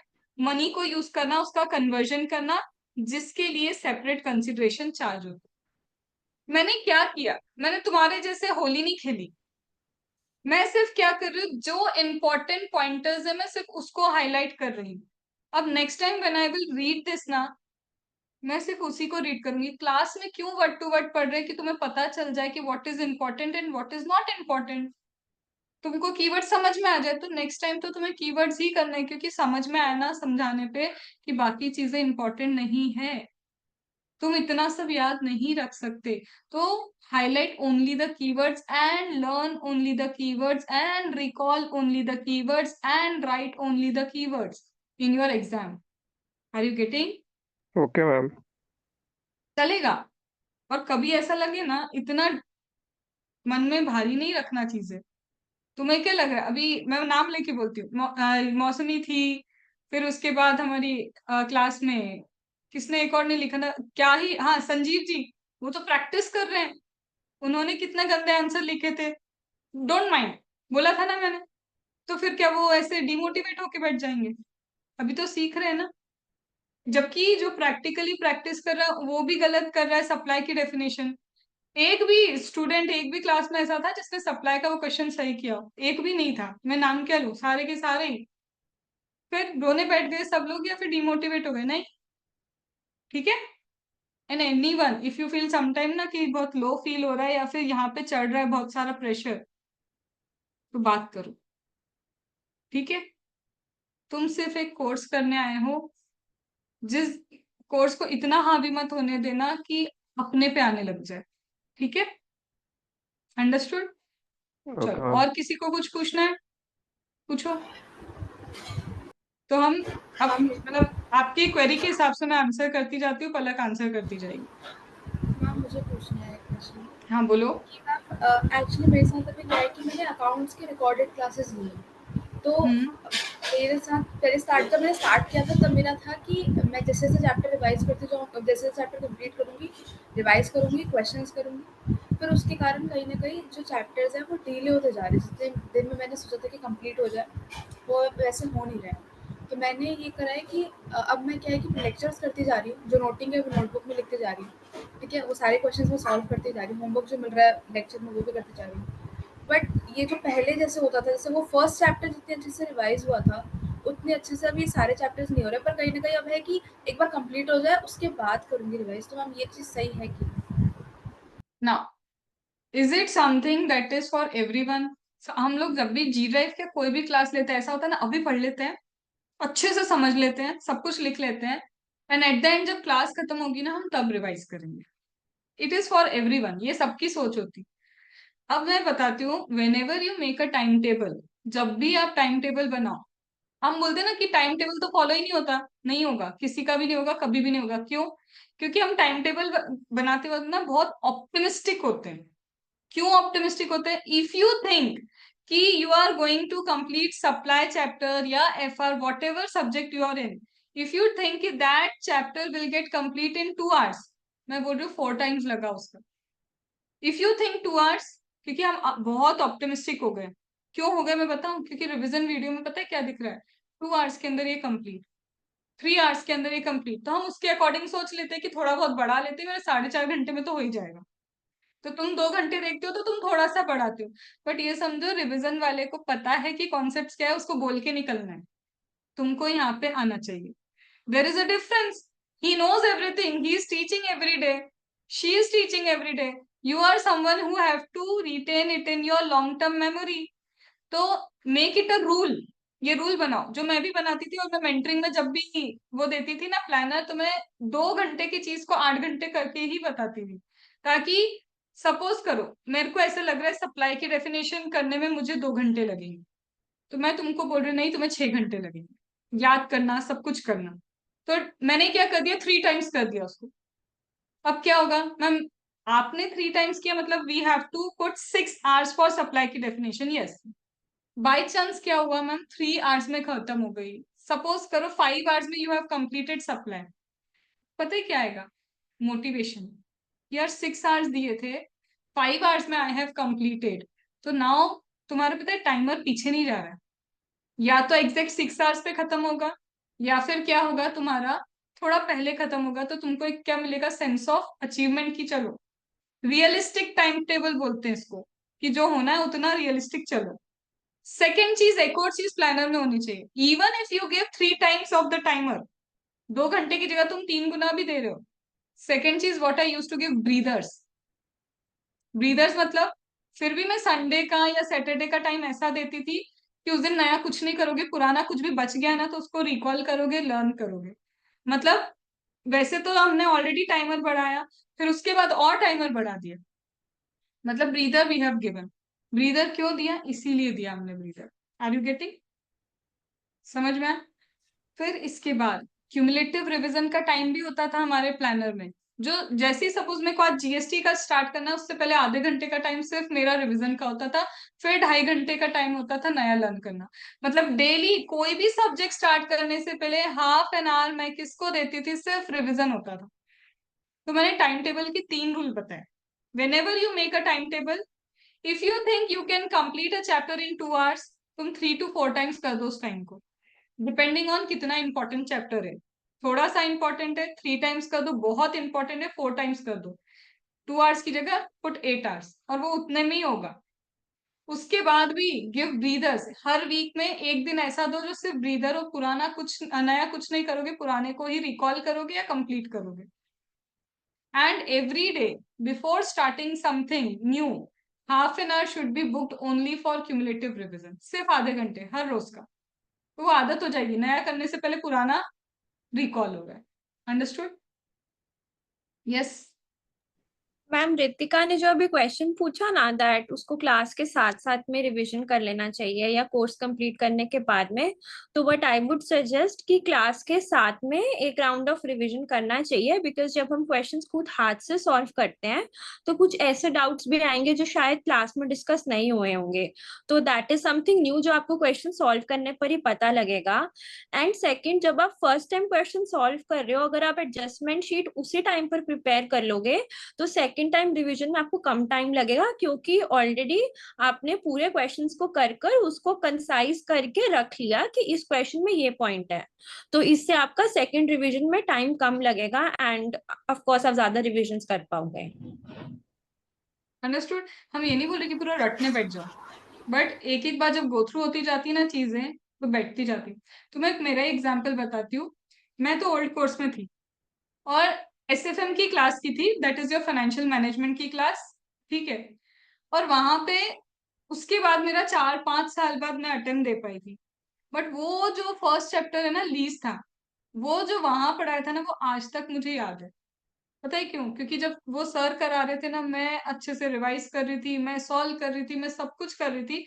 तो पता है, तब एक बच्चे की तरह मैंने चीजों को सीखा था, पेशेंस रख के। And that thing still I know कि वो लीज का कॉन्सेप्ट क्या है। That means do not rush.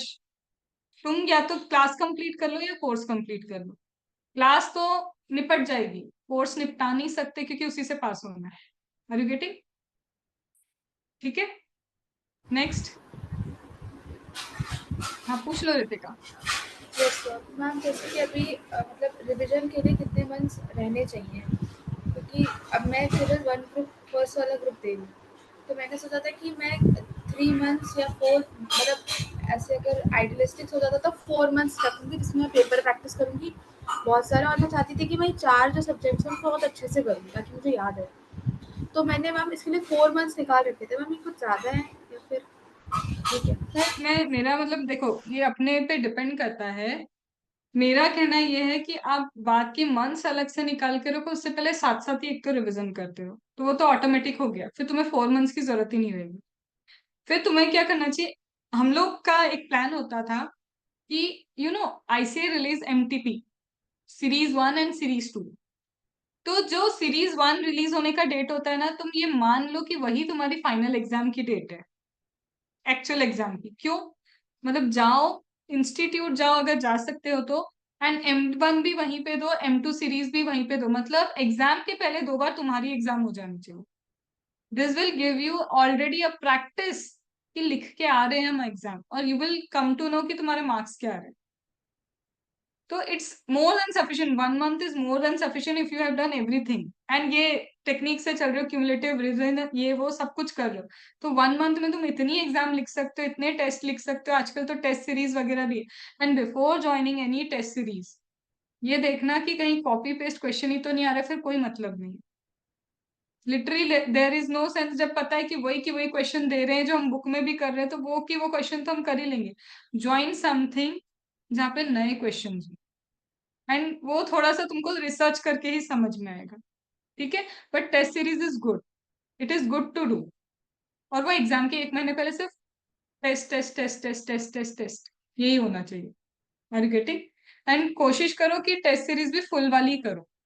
मैं जनरली प्रेफर नहीं करती हूँ चैप्टर चैप्टर वाइज, फुल इसलिए 1 मंथ बिफोर की बात करी, 1 month before you should join a full वाली टेस्ट सीरीज। क्यों? बार बार फुल की रिवीजन होता रहेगा ना, क्योंकि एग्जाम तो पूरे कोर्स को ही याद करके देके आनी है।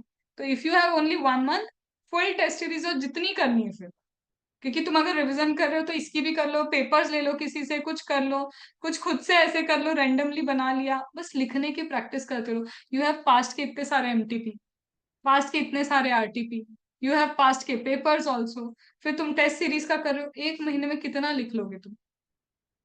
Are you getting? तो 1 month I am sufficient with, but तुम 4 महीने जो सोच रहे हो वो तो एक्चुअल में बहुत ज्यादा है। ठीक है, yes, next. Ma'am in actually हमें भी कुछ पूछना था। हाँ हाँ, पूछो ना, तुम सब आए ही यहाँ पे पूछने के लिए। हाँ मैम एक्चुअली हमने हमारा जैसे फाउंडेशन हुआ उसके बाद हमने इंटरमीडिएट के लिए अपनी क्लासेस ली है एंड हमारा वही विजन था कि हम बोथ ग्रुप साथ में देंगे। पहले हमारा नवंबर अटेम्प्ट था बट जैसा कि आपको पता है कि 3 एग्जाम्स की वजह से नवंबर वालों को जनवरी में शिफ्ट होना पड़ा। तो हमारी सारी चीज़ें सही चल रही थी बट क्या हुआ कि जो क्लासेस थी उनका टाइम बहुत ज़्यादा हो रहा था एंड मेरा स्क्रीन टाइम बहुत ज़्यादा हो जा रहा था क्योंकि मैंने ऑनलाइन परचेस किया था। तो उस वजह से मेरे को एक्सट्रीम हेडेक स्टार्ट हो गया एक तो मैंने क्लासेस करना छोड़ दिया है। मतलब इतना ज़्यादा एक्सट्रीम हो चुकी है वो चीज़ कि मैं नहीं कर पा रही और ये चीज़ मैं आपसे डिस्कस करना चाहती थी बट मैं कुछ वजह से नहीं कर पाई थी। नॉट एन तो इशू। मैम वही है। हाँ तो मैम बट क्या हुआ कि फिर हम देखे कि अभी हम बहुत दिनों से कुछ नहीं कर पा रहे हैं मैम। लिटरली हम 1% भी नहीं पढ़ पा रहे हैं। सिर्फ आपकी क्लासेस ले रहे हैं अभी शाम को। तो मैम इसकी वजह से ना मैम बहुत ज्यादा वो चीज ना अंदर ही अंदर खा रही है कि स्टार्ट कैसे करें क्योंकि अब बोथ ग्रुप तो मैं नहीं दे पाऊंगी क्योंकि मैं उस हालत में नहीं हूँ कि मैं दे पाऊंगी। अपन सेकंड मतलब तुम्हारा डीटी वाला, आईडीटी वाला ग्रुप दे रही हो, उसकी कौन कौन हाँ सी क्लासेस हो गई तुम्हारी? मैम हमने क्लासेस बीच में ही छोड़ दी है हाफ हाफ क्लासेस करके मतलब हाफ 50 हाफ 50% कोर्स हर चीज का हो गया है। अभी हेल्थ वाइज कैसी हो? अभी क्लास नहीं कर रही हो तो हेल्थ वाइज कैसा है? जो तुम्हारा हेडेक है मैम वो तो अभी भी है मैम। 16 तारीख को नागपुर जाने वाले हैं हम चेक कराने के लिए। अभी भी है? मतलब स्क्रीन टाइम से अभी हाँ कोई इफेक्ट नहीं आ रहा है कि अगर स्क्रीन टाइम नहीं नहीं भी, आ रहा। स्पेक्स वगैरह चेक करवा लिया सब?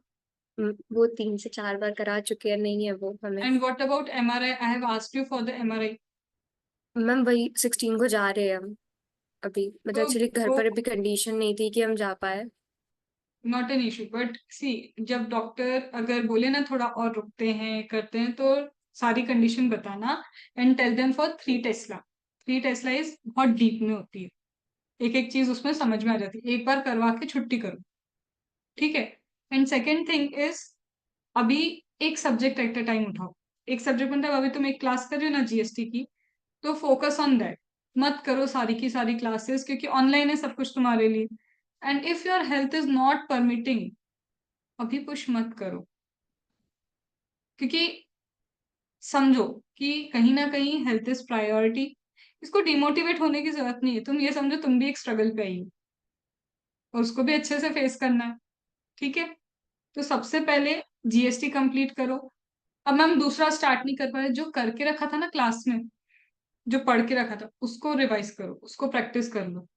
तो क्या होगा, तुमको अभी फोकस भी कहीं नहीं करना पड़ेगा, जो किया हुआ है तुम एटलीस्ट वो क्या कर पा रही हो, कंप्लीट कर पा रही हो। बाय द टाइम जब तुम नागपुर वगैरह से होके आ जाओगी, पता चल जाएगा क्या है क्या नहीं। फिर क्या करना है, तब तक हमारा जीएसटी कंप्लीट हो चुका होगा। फिर एक और रात को या जब भी तुम्हें टाइम स्लॉट मिले, फिर एक और क्लास धीरे धीरे स्टार्ट करना शुरू कर देना। यू हैव जनवरी। तो अगर फिर वो वाली भी तुम 1.5 महीने में कंप्लीट करती हो, जीएसटी रिवाइज करते रहना, नया चैप्टर फिर नया सब्जेक्ट स्टार्ट कर देना, फिर वो खत्म हो जाए, फिर एक स्लॉट उठा लेना, फिर से एक ऑनलाइन क्लास चला लेना। तो चीजें तो हो सकती ना प्लान। जरूरी है कि हमको एक साथ ही सब करना नहीं, धीरे धीरे धीरे करते जाओ। पहले जीएसटी, फिर एक सब्जेक्ट, फिर जो सब्जेक्ट ले रही हो उसके साथ जीएसटी का रिवीजन, फिर तीसरा सब्जेक्ट, फिर इन दो का रिवीजन। वैलिड? और ऐसा ही यस करना मैम। चाहिए, एक साथ सारी क्लासेस करने से कुछ नहीं होता, ये तो और उल्टा तुम गलत कर रही थी, अच्छा हुआ कि तुम अब सही करोगी। ये ब्लंडर एक- मैंने भी अपने आईपीसीसी में करा था। फर्स्ट अटेम्प्ट जो मैंने अपीयर करा था एग्जाम से जस्ट 10 to 15 डेज पहले मेरी क्लासेस चल रही थी, 10 to 15 डेज पहले खत्म हुई। एंड स्कूल में हम लोग टॉपर्स थे तो ओवर कॉन्फिडेंस में गए कि चलो एग्जाम तो पास हो ही जाएगा। बट सीए में ऐसा नहीं है, रिविजन के लिए प्रॉपर टाइम रखना एंड हेल्थ पर टॉय मत लेना। अगर हेल्थ अलाउ नहीं करती तो एक अटेम्प्ट स्किप करना, बट जो भी करो with full preparation I would say appear करना। चलो, thank you. Understood thank you दी। मौसमी। बल्कि you, अब तो ma'am. तुमको भगवान ने खुद ने एक सही प्लान दिया कि भैया एक एक करके कर, एक साथ सब खाना नहीं है अपने को, तो एक साथ सारे क्लासेस करके भी कुछ नहीं होना। ठीक है, go slow and study wins the race. ठीक है। Yes, ma'am.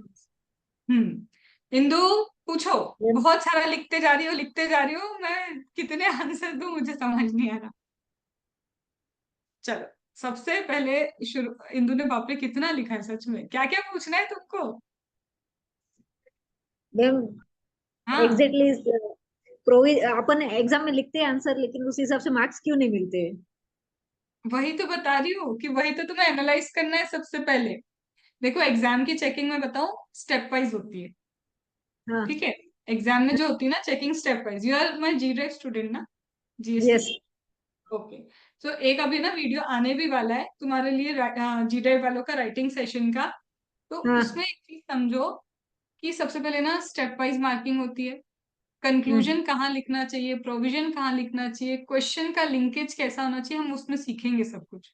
तो हाँ हाँ। That will be a particular writing skill वाला वीडियो। उसमें तुम्हारी ये जो जितना तुमने पूछा है ना, सबका आंसर उसी के अंदर है। Okay okay. और मैम मेरा भी ऐसा ही है, ऑफिस रहता है, तो फिर अपने को पर डे कितना एक सब्जेक्ट लेना चाहिए या दो? नहीं, दैट डिपेंड्स आप कितना ग्रेस्प कर पा रहे हो। मेरा ये रहेगा कि अगर आप 3 घंटे ही पढ़ सकते हो, सपोज हाँ if you are all doing office, कोई मैरिड है, सबको कुछ ना हाँ कुछ तो है। तो हाँ। If you are doing only, आपको 4 आवर्स मिल रहे हैं, तो यस। सिर्फ एक ही सब्जेक्ट को जस्टिस दे पाओगे। क्योंकि आधा हाँ आधा तो छोड़ नहीं सकते ना, कि थोड़ा सा 1 घंटे ये पढ़ लिया, 2 घंटे ये पढ़ लिया, नहीं होता। 4 hours dedicated only for that subject. फिर जैसे ही हाँ वो सब्जेक्ट खत्म हो जाए, स्टार्ट हाँ रिविजन ऑफ दैट। एंड फिर हाँ। 1 घंटा रिवीजन उसका हटा दो, और बाकी 3 घंटे नए सब्जेक्ट को देना स्टार्ट कर दो। हम्म। ओके, तो you should not combine lots of subject. Understood? Hmm. Okay. और वही चैप्टर खत्म होने के बाद तुरंत रिवीजन करना चाहिए, या बाद में फुल कोर्स खत्म होने के बाद रिवीजन लेना नहीं, चाहिए, या अभी चैप्टर वाइज बताया, ले अभी ऐसा? अभी बताया ना मैंने, वही चीज तो अभी बताई कि daily revision you have to do. It's not after completing a subject.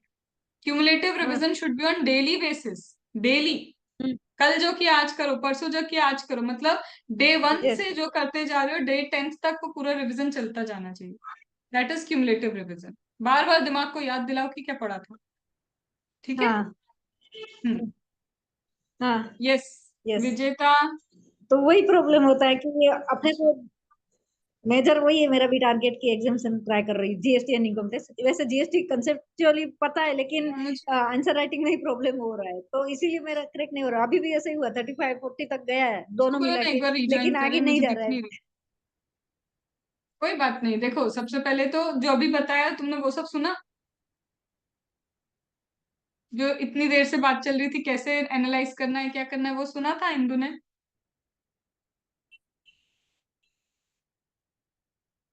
मेरी आवाज आ रही है? मैम क्या? Hello, are you able to listen to me? हाँ हाँ। नहीं, तुम्हारा ना यस नेटवर्क इशू मैम। आ रहा है। नेट मैं बोल रही हूँ, शुरू से जो बोला वो सब अप्लाई करना स्टार्ट करो। ठीक है। ओके। यस। हम्म। चलो, और किसको क्वेश्चन है? पूछो। Ajay, you have any question? मुझे यहाँ दिख नहीं रही है, उसका कुछ नोटिफिकेशन नहीं आ रहा, शायद नेटवर्क इशू है इसका।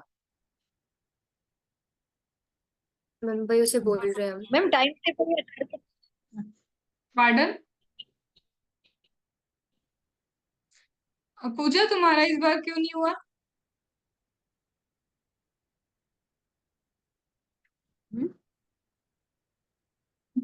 मैम मैंने 2 मंथ पहले स्टार्ट किया था और मेरे 204 मार्क्स आए हैं। बोध टू बुक दिया जीरो था। Four both group? हाँ तुमको पता है मैंने मेंटरिंग के टाइम भी क्या बोला था? मत जाओ जब पता है सारी कंडीशंस क्या है। हमारे साथ प्रॉब्लम यही होती है, यू हैव टू एक्सेप्ट कि अगर हम नहीं कर सकते, मैं ये नहीं बोल रही तुम्हारे में कैपेबिलिटी नहीं है, बट आपको जस्टिस एक सब मतलब एक ग्रुप को देना पड़ेगा। एक एक करके मुझे पता है कि तुम निकाल लेती। अभी क्या दैट्स होता है व्हाई ना, आई थॉट कि सेकंड ग्रुप अभी इस बार वही होगी, मार्क्स कंपैरेटिवली सेकंड ग्रुप में ज्यादा है, तो अभी क्या होता है सेकंड ना, ग्रुप। जब आप दो ग्रुप में जाते हो तो टाइम तो डिवाइड करना ही होता है। आप एग्जाम देने जा रहे हो मतलब आपको पढ़ना है। इंस्टेड ऑफ गोइंग फॉर सब कुछ चाहिए, आप एक ग्रुप पे फोकस करो। वो ग्रुप को इतना स्ट्रांग कर लो, लिख लिख के पढ़ पढ़ के क्यूमुलेटिव रिवीजन करके, तुम देख लेना तुम्हारा सेकंड ग्रुप क्लियर हो जाएगा, because you know the writing skills also. Problem सिर्फ ये है कि करेक्ट डिसीजन। ये इशू हुआ कि बोथ बुक्स पढ़े ना तो सब एक ही बार खत्म हो पाया, कुछ तो पूरा भी नहीं हो पाए थे सब्जेक्ट्स। कभी कभार कोई कुछ बोलता है ना तो सुन लेना चाहिए। मुझे लगा सेकंड टाइम नहीं मिलेगा देने को, आपको पता है सिचुएशन फैमिली हाँ की। बट मैंने क्या बोला था, अगर तुम एक भी क्लियर कर गई ना तो 100% तुमको अपॉर्चुनिटी मिलेगा। मिलती क्योंकि सामने वाले को भी एक उम्मीद आ जाती है कि इसका एक ग्रुप निकल गया है तो अब दूसरा भी निकलेगा। और कुछ नहीं हुआ है तो क्या पता है, डाउट आता है कि हो पाएगा कि नहीं इससे। बहुत फैक्ट है, प्रैक्टिकल है। If you clear one group, सामने वाले को भी लगेगा यार एक ग्रुप तो हो गया, अब सिर्फ बचा क्या 3 सब्जेक्ट। देखा जाए तो अब तो क्या है, ओपन बुक वो एग्जाम तो कुछ इतनी वो नहीं है। तो सिर्फ 3 सब्जेक्ट बोल के ना सामने वाला भी लगता है उसको, हाँ भैया इसका क्लियर होगा। एंड वेन नाउ अब तुम्हारे फिर से 2 ग्रुप है, तो तुम मानो ना मानो एक ऐसा रहता है, कर लेगी ना इस बार निकाल लेना कैसे भी, मतलब वो सारे प्रेशर अपने आप दिमाग पे है। आते हैं फिर। मैम ग्रुप 2 ही मैं प्रेफर कर लूँ अगर मेरे मार्क्स इसमें ज्यादा हैं। ज्यादा नहीं, तुम फिर से वही बोल रहे हो, खुद एनालाइज करो हाँ मुझे कि कंपैरेटिवली सेकंड ज्यादा ही आते हैं, हाँ फर्स्ट तो में बस। मैं और उसमें what education what about you multi disciplinary? Multi disciplinary में मार्क्स थे। नहीं नहीं, कितना कवर है, क्योंकि तुमको फर्स्ट ग्रुप की भी चीजें पता है तो आता तो है। तुम्हारे लिए इजी हो हाँ जाएगा। तो मेरा गो फॉर स्कॉम भी सेकंड ग्रुप। क्लियर हो गया, स्कॉम भी क्लियर है। बस फिर 3 ही सब्जेक्ट है, उस पे ही फोकस करो, मत जाना, अभी भी बोल रही हूँ बहुत ग्रुप पे नहीं जाना। बट इस बार मुझे चाहिए कि मैसेज आ जाए कि मैम हो गया। ठीक है। इसमें ये सब दो बोलो। Yes, good evening, ma'am. My voice is audible to you, ma'am.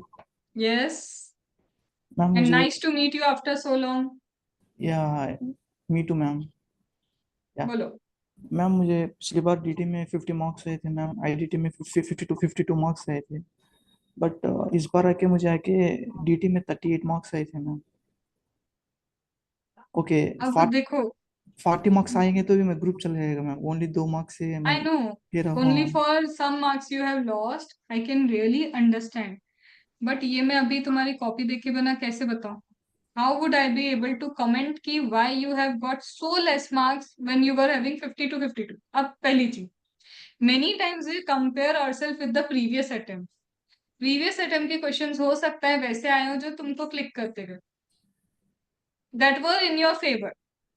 इस attempt के question हो सकता है कि that were beyond your imagination, कि तुम सोच रहे हो उसमें रेसिडेंट का क्लॉज लगना चाहिए, हो सकता है उसमें रेसिडेंट का वो वाला क्लॉज नहीं लग रहा हो। that depends, so you cannot compare even 2 attempts. इस बार का पेपर देखो कि वो क्या था जो तुम समझ नहीं पाए, क्योंकि definitely if you are getting less तो कुछ तो गड़बड़। चलो 25% आईसीआई ने काटा होगा, बट कुछ तो अपन ने गलत किया है ना, तो call your copies, I would check ma'am and then only I will मैं बी बोल एबल टू कमेंट। मैं बोलना चाहता हूँ कि 40 मार्क्स से लेस तो नहीं आएंगे मैम, उस तरीके से लिखा था। और आगे नहीं तुमने देखा, देखो अलग चीज है, वी नी देखो, तुम मुझसे बोलोगे मैम मेरे को तो पक्का था कि आई विल गेट 40, मैं कैसे यकीन कर सकती हूँ तुम पे? I would see your copy and then I will be commenting कि ये गड़बड़ की है तुमने, और यहाँ तुम वीक हो गए। क्योंकि पिछला अटेम्प्ट शायद क्लास के साथ हो रहा था, इफ आई मैम, रिमेम्बर। हाँ इसमें मैम अब ये हम्म, वेरिफिकेशन करने से 2 मार्क्स ऐड हो सकते हैं, 2 मार्क्स ऐड हो गए तो ग्रुप हो हो जाएगा। सकते हैं, डेफिनेटली हो सकते हैं। स्टे वो विद द पॉजिटिव थिंग, कई बार 8-8 नंबर भी ऐड हो जाते हैं, तो करवाओ। क्या होगा, अप या टू तो हो जाएगा, टू मार्क्स, हाँ चलेगा, करवाओ। 2 मार्क्स बट ऐड एक चीज होगा तो बताऊं, ग्रुप हो जाएगा ma'am. You have 20 and 25, Right? 29 ma'am, no ma'am. Something, एक मिनट। Hello CA Mohit Shrivastava, right? Shrivastava it is. कैसा खुशी आ रही है ना, CA मोहित श्रीवास्तव। मोहित, अपनी स्टोरी बताओगे इन लोग को? अब्दुल पिनमिना, एक बार हाय लिखो मेरे को व्हाट्सएप पे। हाँ, he is CA Mohit, one of hello. My student from DT। ठीक है, ये भी DT के स्टूडेंट थे एंड इनको भी कुछ ना कुछ तो चीजें थी। नाउ फाइनली मैरिड है, सब कुछ है, but now finally he is CA Mohit Srivastava. तो वो जो अभी वो ब्लर दिख रहे हैं, लेकिन उनके चेहरे की जो स्माइल है ना, वो बहुत एविडेंट है कि बड़े खुश हैं। फाइनली खत्म। Yes, over to you Mohit. Ma'am actually क्या है कि मैं पिछले 4-5 रातों से सोया नहीं हूँ। अभी ITR का सीजन चल रहा है, तो ऐसा इसलिए मेरा फेस ऐसा लग रहा होगा, थका थका। बट मैं इवन अपनी सक्सेस भी इंजॉय नहीं कर पाया। मेरे पास टाइम नहीं था। मैं थोड़ी देर के लिए आपके पास सिर्फ इसलिए आया हूँ आपको बताने के लिए कि आप लोगों के माइंड में भी अभी वही चल रहा होगा डाउट जो मेरे माइंड में चल रहा था जब मैं मैम की क्लास ज्वाइन करने वाला था। मुझे बिल्कुल भी कॉन्फिडेंस नहीं था। मैम को तो मैं जानता भी नहीं था कि मैम कैसा पढ़ाएंगी, और मैं बहुत ही वीक था DT में। और मेरा जो वीक पॉइंट था जिसके कारण मेरा नहीं निकल रहा था, CA में नहीं बन पा रहा था, मेरे 5-6 साल हो गए थे सेकंड ग्रुप नहीं निकल पा रहा था, उसका मेन कारण DT था। और कई फैकल्टी से मैंने पढ़ा, बट मुझे वो नहीं समझ में आया। मैम का सबसे अच्छी चीज जो मैं बताना चाह रहा था वो ये था कि मैम ना पूरा आपको DT बहुत बल्क चैप्टर, बहुत बल्क में, बहुत बड़ा सिलेबस है DT का। इवन IDT भी छोटा नहीं है, वो दिखने में छोटा लगता है, बट उसमें कॉन्सेप्चुअल क्लैरिटी होना और लिंकेज होना बहुत जरूरी है, जो मैम बहुत अच्छे से करवाती हैं। प्लस में मैम के साथ एक ये चीज जो मुझे अच्छी लगी, वो वेटेज के हिसाब से पढ़ाती हैं। आपको पूरा पढ़ने की जरूरत नहीं है। DT में मैं 5 मॉड्यूल थे, जो मैं अपने 5 मॉड्यूल मानता हूँ, जिसमें से मैम ने मुझे बहुत मतलब मैम ने तो पूरे पढ़ाए थे, लेकिन मैंने सिर्फ 3 ही मॉड्यूल पढ़े मैम से। और उस समय भी वो ITR का सीजन था, तो मैम जब PGVP और असेसमेंट प्रोसीजर पढ़ा रही थी तो मैं क्लास में नहीं था।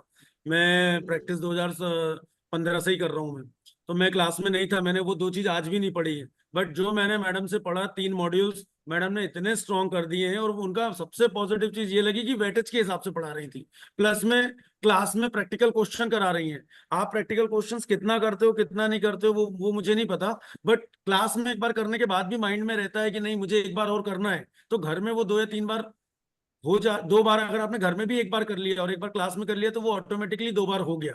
और कुछ चीजें ऐसी होती हैं एडजस्टमेंट, आप देख लीजिए कि यार नहीं ये एडजस्टमेंट में मुझे दिक्कत हो रही है, उसको आप हाईलाइट कर लो। तो मेरा ये मानना है कि मेरा जो CA निकला है, मैं ये मानता हूँ कि जिस अटेम्प्ट में मैंने मैम से क्लास ली थी उस अटेम्प्ट में नहीं निकला, बट सपोर्ट मतलब निकलने का रीजन मैम की क्लास ही थी। और मैं ये शुरू से बोलता आ रहा हूँ। मेरा हालांकि 2 अटेम्प्ट में नहीं निकला था, मैं मैडम के आउट ऑफ टच हो गया था, बट मेरे दिल में आत्मा से हमेशा एक ही आवाज निकलती थी कि मेरी DT जो इतनी कमजोर थी, मैं कभी भी DT में इतना स्कोर नहीं कर पाया। इस बार DT का पेपर बहुत ईजी आया था, और इसके पिछले अटेम्प्ट में भी टफ आया था। टफ आने के बाद भी मेरा IDT बहुत स्ट्रांग था। IDT स्ट्रांग होने के बाद भी मेरे मार्क्स DT में ज्यादा आए, सिर्फ मैम के कारण। और इस बार भी मेरे DT में मार्क्स ज्यादा आए हैं एज कम्पेयर टू IDT। जबकि मैं आपको सही बताऊं तो मैंने DT पूरा पढ़ा ही नहीं है। मैंने असेसमेंट प्रोसीजर और कैपिटल गेन आज भी मैंने नहीं पढ़ा। मैंने सिर्फ वही 3 module, international taxation, PGVP, TDS और वेरियस एंटिटी, बस इतना ही पढ़ा। मैम का वेटेज भी यही है, जो जिस हमारे पैटर्न के हिसाब से जो आता था, मैम को पता है, मैम आपको आगे बता देंगी क्लास में। तो उनके हिसाब से मैंने पढ़ा और मेरे को यही पढ़ना था। और अलॉन्ग विद दिस मैम का जो टाइमर जोन है वो भी एग्जाम में बहुत काम करता है, क्योंकि आपको 3 घंटे में पूरा पेपर अटेम्प्ट करना है। और मेरे को नहीं लगता कि किसी भी मतलब 80 मार्क्स से ज्यादा, 80 या ज्यादा से ज्यादा 85, 87, इससे ज्यादा कोई अटेंड नहीं कर पाता अगर आपका स्पीड अच्छा नहीं है तो आई विल सजेस्ट कि आपकी जो भी डाउट्स हैं मैडम को ब्लाइंडली फॉलो करिए आप। और 100% आपको ये नहीं है कि आपका मैडम को आपने फॉलो किया तो आपका अगले अटेम्प्ट में आपको रिजल्ट मिल जाएगा। बट कहीं ना कहीं अगर एक पेपर स्ट्रांग हो गया तो आपके जो दूसरे अदर 2 पेपर वीक हैं, तो वो आप अगले अटेम्प्ट में अगर इसको स्ट्रांग करेंगे तो आप पास हो जाओगे। बस मैं इतना बोलना चाह रहा था। मैम होती है मैम नहीं होती है, मुंह पे तारीफ करने वाली बात नहीं है। एक्चुअल में जो मेरे दिल से और आत्मा से जो निकल रहा है, CA पास होने के बाद मैं लिटरली 1 घंटे रोया हूँ। मेरे पास तो क्लाइंट बैठा था तो मैं रो भी नहीं पाया अच्छे से। आप भी, आपके साथ जो सिचुएशन अभी है, अगर आई डोंट नो कितने लोगों ने अटेम्प्ट दिया, कितने लोग फेल हुए, अगर आप लोग, मैं आपको गारंटी से बता रहा हूँ, आप मैडम के वेटेज को, उनके टाइमर को, उनके मेंटर को अगर आपने फॉलो किया, इस अटेम्प्ट में आप पास नहीं होगे, अगले अटेम्प्ट में पक्का पास हो जाओगे, क्योंकि इस अटेम्प्ट में आपका वो वाला पेपर स्ट्रांग हो जाएगा जो पेपर आपने मैडम से पढ़ा है। और मैंने तो आईडीटी नहीं पढ़ा, बट मैंने सुना बहुत है मैम के बारे में कि आईडीटी डीटी से भी अच्छा पढ़ाती है। तो आप ये सोचो कि इन्होंने मुझे से, मैं तो अपने आप को गधा मानता था डीटी में, और मैंने मैम को ज्वाइन करने से पहले भी यही बोला था फोन पे कि मैम मैं डीटी में बिल्कुल वीक हूँ। तो अगर उन्होंने मुझ जैसे लड़के को डीटी में स्ट्रांग कर दिया है, तो आई एम श्योर आप लोग मुझसे ज्यादा बेटर हो, आप भी कर लोगे। खाली खेल प्रैक्टिस का है, मैम का काम डायरेक्शन देने का है, काम आपका है। अगर आपने प्रैक्टिस अच्छे से की है क्वेश्चन की, तो आप 101% पास होगे। बट प्रैक्टिस भी हमको सही चीज की करनी है, और सही चीज मैम एक बार बता पाएंगी आपको, रिमोट लोकेशन पे वो 10 बार नहीं बता पाएंगी। हालांकि मैम तो फुल कॉपरेट करती हैं, आप जितनी बार भी पूछोगे वो बताएंगी, लेकिन मेन खेल टीचर का रोल होता है, लेकिन उससे ज्यादा रोल प्रैक्टिस का होता है। आप अपने साथ कितने लॉयल हो, आप कितना प्रैक्टिस कर रहे हो। मैंने डीटी में मैं अपने आप को कमजोर मानता था, और आईडीटी में मैं अपने आप को स्ट्रांग मानता था। तो मैंने डीटी कम से कम 3 से 4 बार क्वेश्चन की प्रैक्टिस की थी, और मैंने वही प्रैक्टिस की थी जो मैम ने कराई थी। तो मेरा ये मतलब पूरा पास होने का श्रेय, हालांकि मैंने और भी टीचरों से पढ़ा है, लेकिन मेरा जो सबसे कमजोर पॉइंट था वो डीटी था। मैंने डीटी और भी फैकल्टी से पढ़ी है, मैं नाम किसी का नहीं लूंगा, बट मैंने बहुत से फैकल्टी से डीटी पढ़ी है।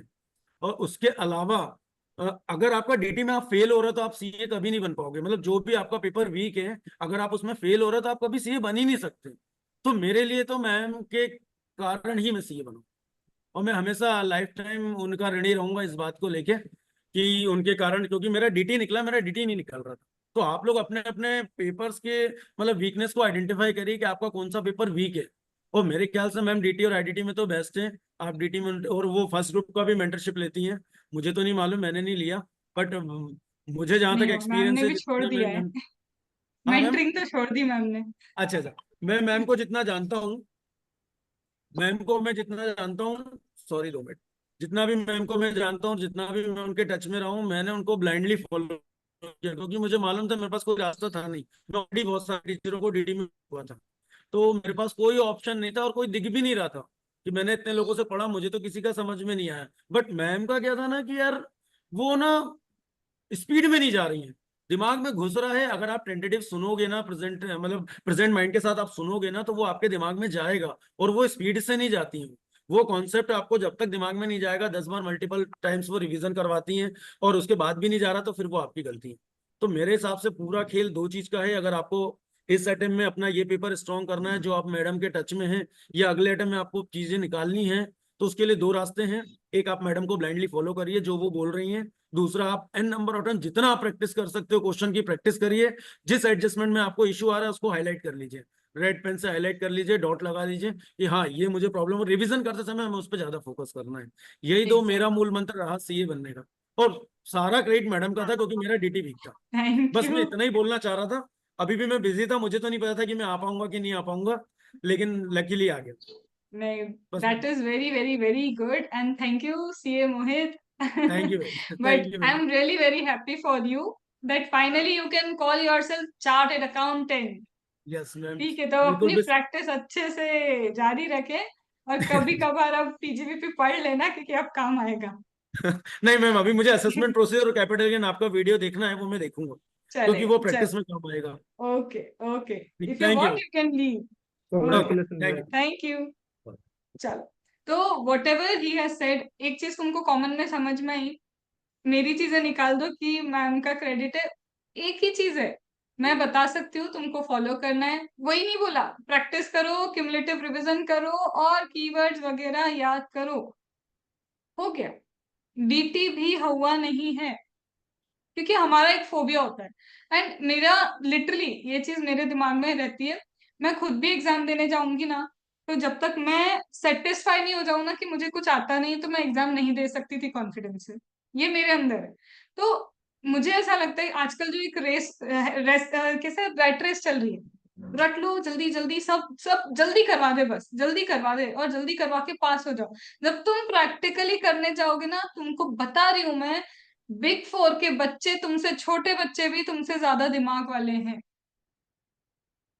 और ये है फैक्ट। तो हमको ऐसा नहीं करना है कि अपने आप को बस रट के पास हो गए, रट के पास हो गए। You should know the application level, वो पता होना चाहिए। I am telling you honestly, there are students in big four, क्योंकि I know the students of big four also, क्योंकि my husband is also in big four, my friends are also in big four. हर big four में I have linkage, I have network. तो मैं बता रही हूँ, जो छोटे हैं ना तुमसे, अभी आर्टिकलशिप में है जो, उनको पता है स्टॉक मार्केट कितने अच्छे से करना चाहिए।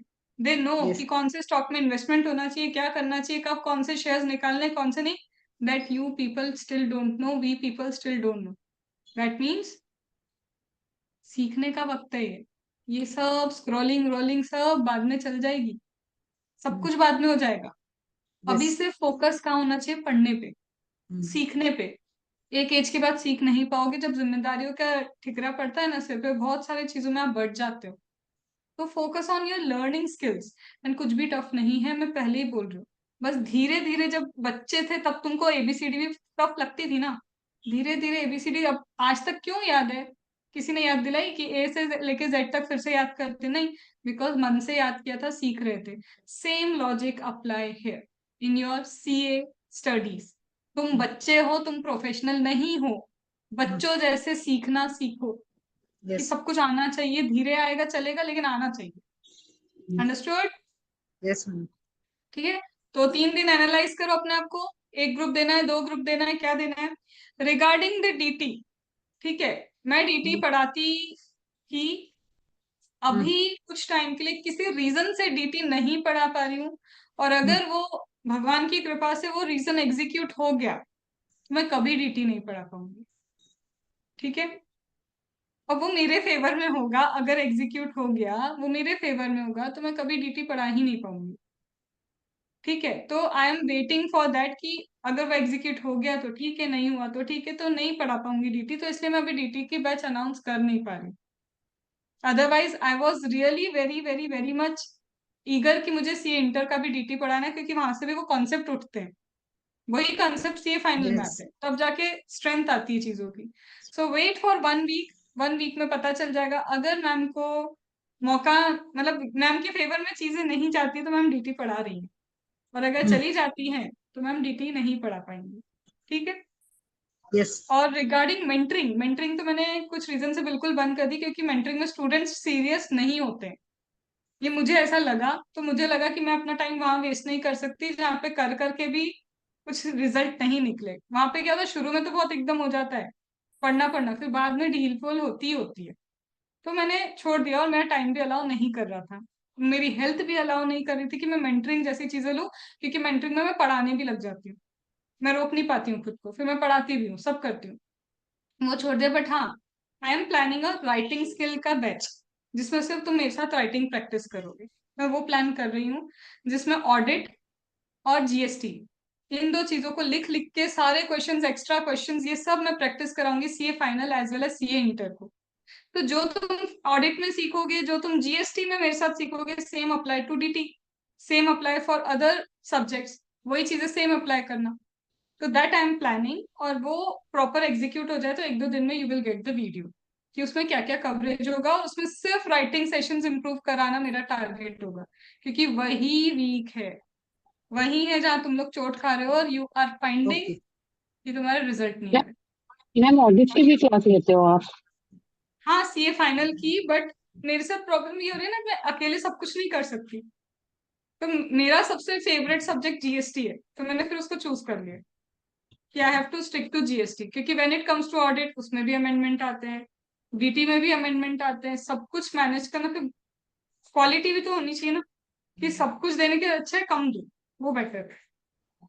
ठीक है, चलो, तो राइटिंग सेशन की जो बैच होगी वो ऑब्वियसली क्लास के स्टूडेंट्स के लिए भी सेपरेट रहेगी, क्योंकि वो तो क्लास की अलग चीज है, ये बिल्कुल अलग ही होगी, जिसमें सिर्फ लिखना लिखना लिखना, और तुमको प्रो करवाना है मुझे राइटिंग स्किल्स में, कि तुम्हें भी लगे Yes. कि सब लिखना आता है और समझ में आता है कहाँ क्या लिखना है। तो वो बैच सेपरेट रहेगी, वो Yes. आफ्टरनून में ही हो पाएगी अपनी, बट रुकना पड़ेगा उसके लिए 1-2 दिन, क्योंकि प्रॉपर प्लानिंग होनी पड़ेगी उसके लिए। ठीक है, चलो, तो everyone satisfied with the answers they have got, whatever question they have? If they have anything they can still ask, otherwise we can leave. Yes Suchitra, ma'am job के साथ क्लासेस और रिवीजन कैसे मैनेज करें मैम? बता रही हूँ ना, तुमको सोचना पड़ेगा। जॉब टाइमिंग जो भी है, सुबह का कितना स्लॉट दे सकती है, शाम को कितना दे सकती है? मैम 10 to 7 तो होती है ऑफिस। हाँ, और सुबह तुम कितने बजे उठ रही हो? मैम अभी तो 5। 5 o'clock। तो समझो तुम 5 से 6 ना पहले तो रेडी हो जाओ। सब कुछ रेडी हुआ के 6 बजे तक रेडी हो जाना चाहिए तुमको। ज्यादा से ज्यादा 6:30 बजे तक यू शुड गेट रेडी। फिर 6:30 से आप 2.5 घंटे का स्लॉट लगा लो। कितने बजे पहुंचना होता है तुमको? म्यूट पे हो। मैं वॉक इन डिस्टेंस है तो 5 मिनट लगता है ऑफिस पहुंचने में। बस फिर तो देखो 6:30 से तुम क्या करो, 2.5 घंटे का स्लॉट लगाओ। मॉर्निंग में एक सब्जेक्ट उठाओ। बट याद रखना, कुछ भी नया करने से पहले शुरुआत के आधे घंटे सिर्फ रिविजन चलेगा तुम। ठीक है, शाम को तो अभी अपनी क्लास चल रही है तो तुम कुछ और नहीं कर पा रहे हो।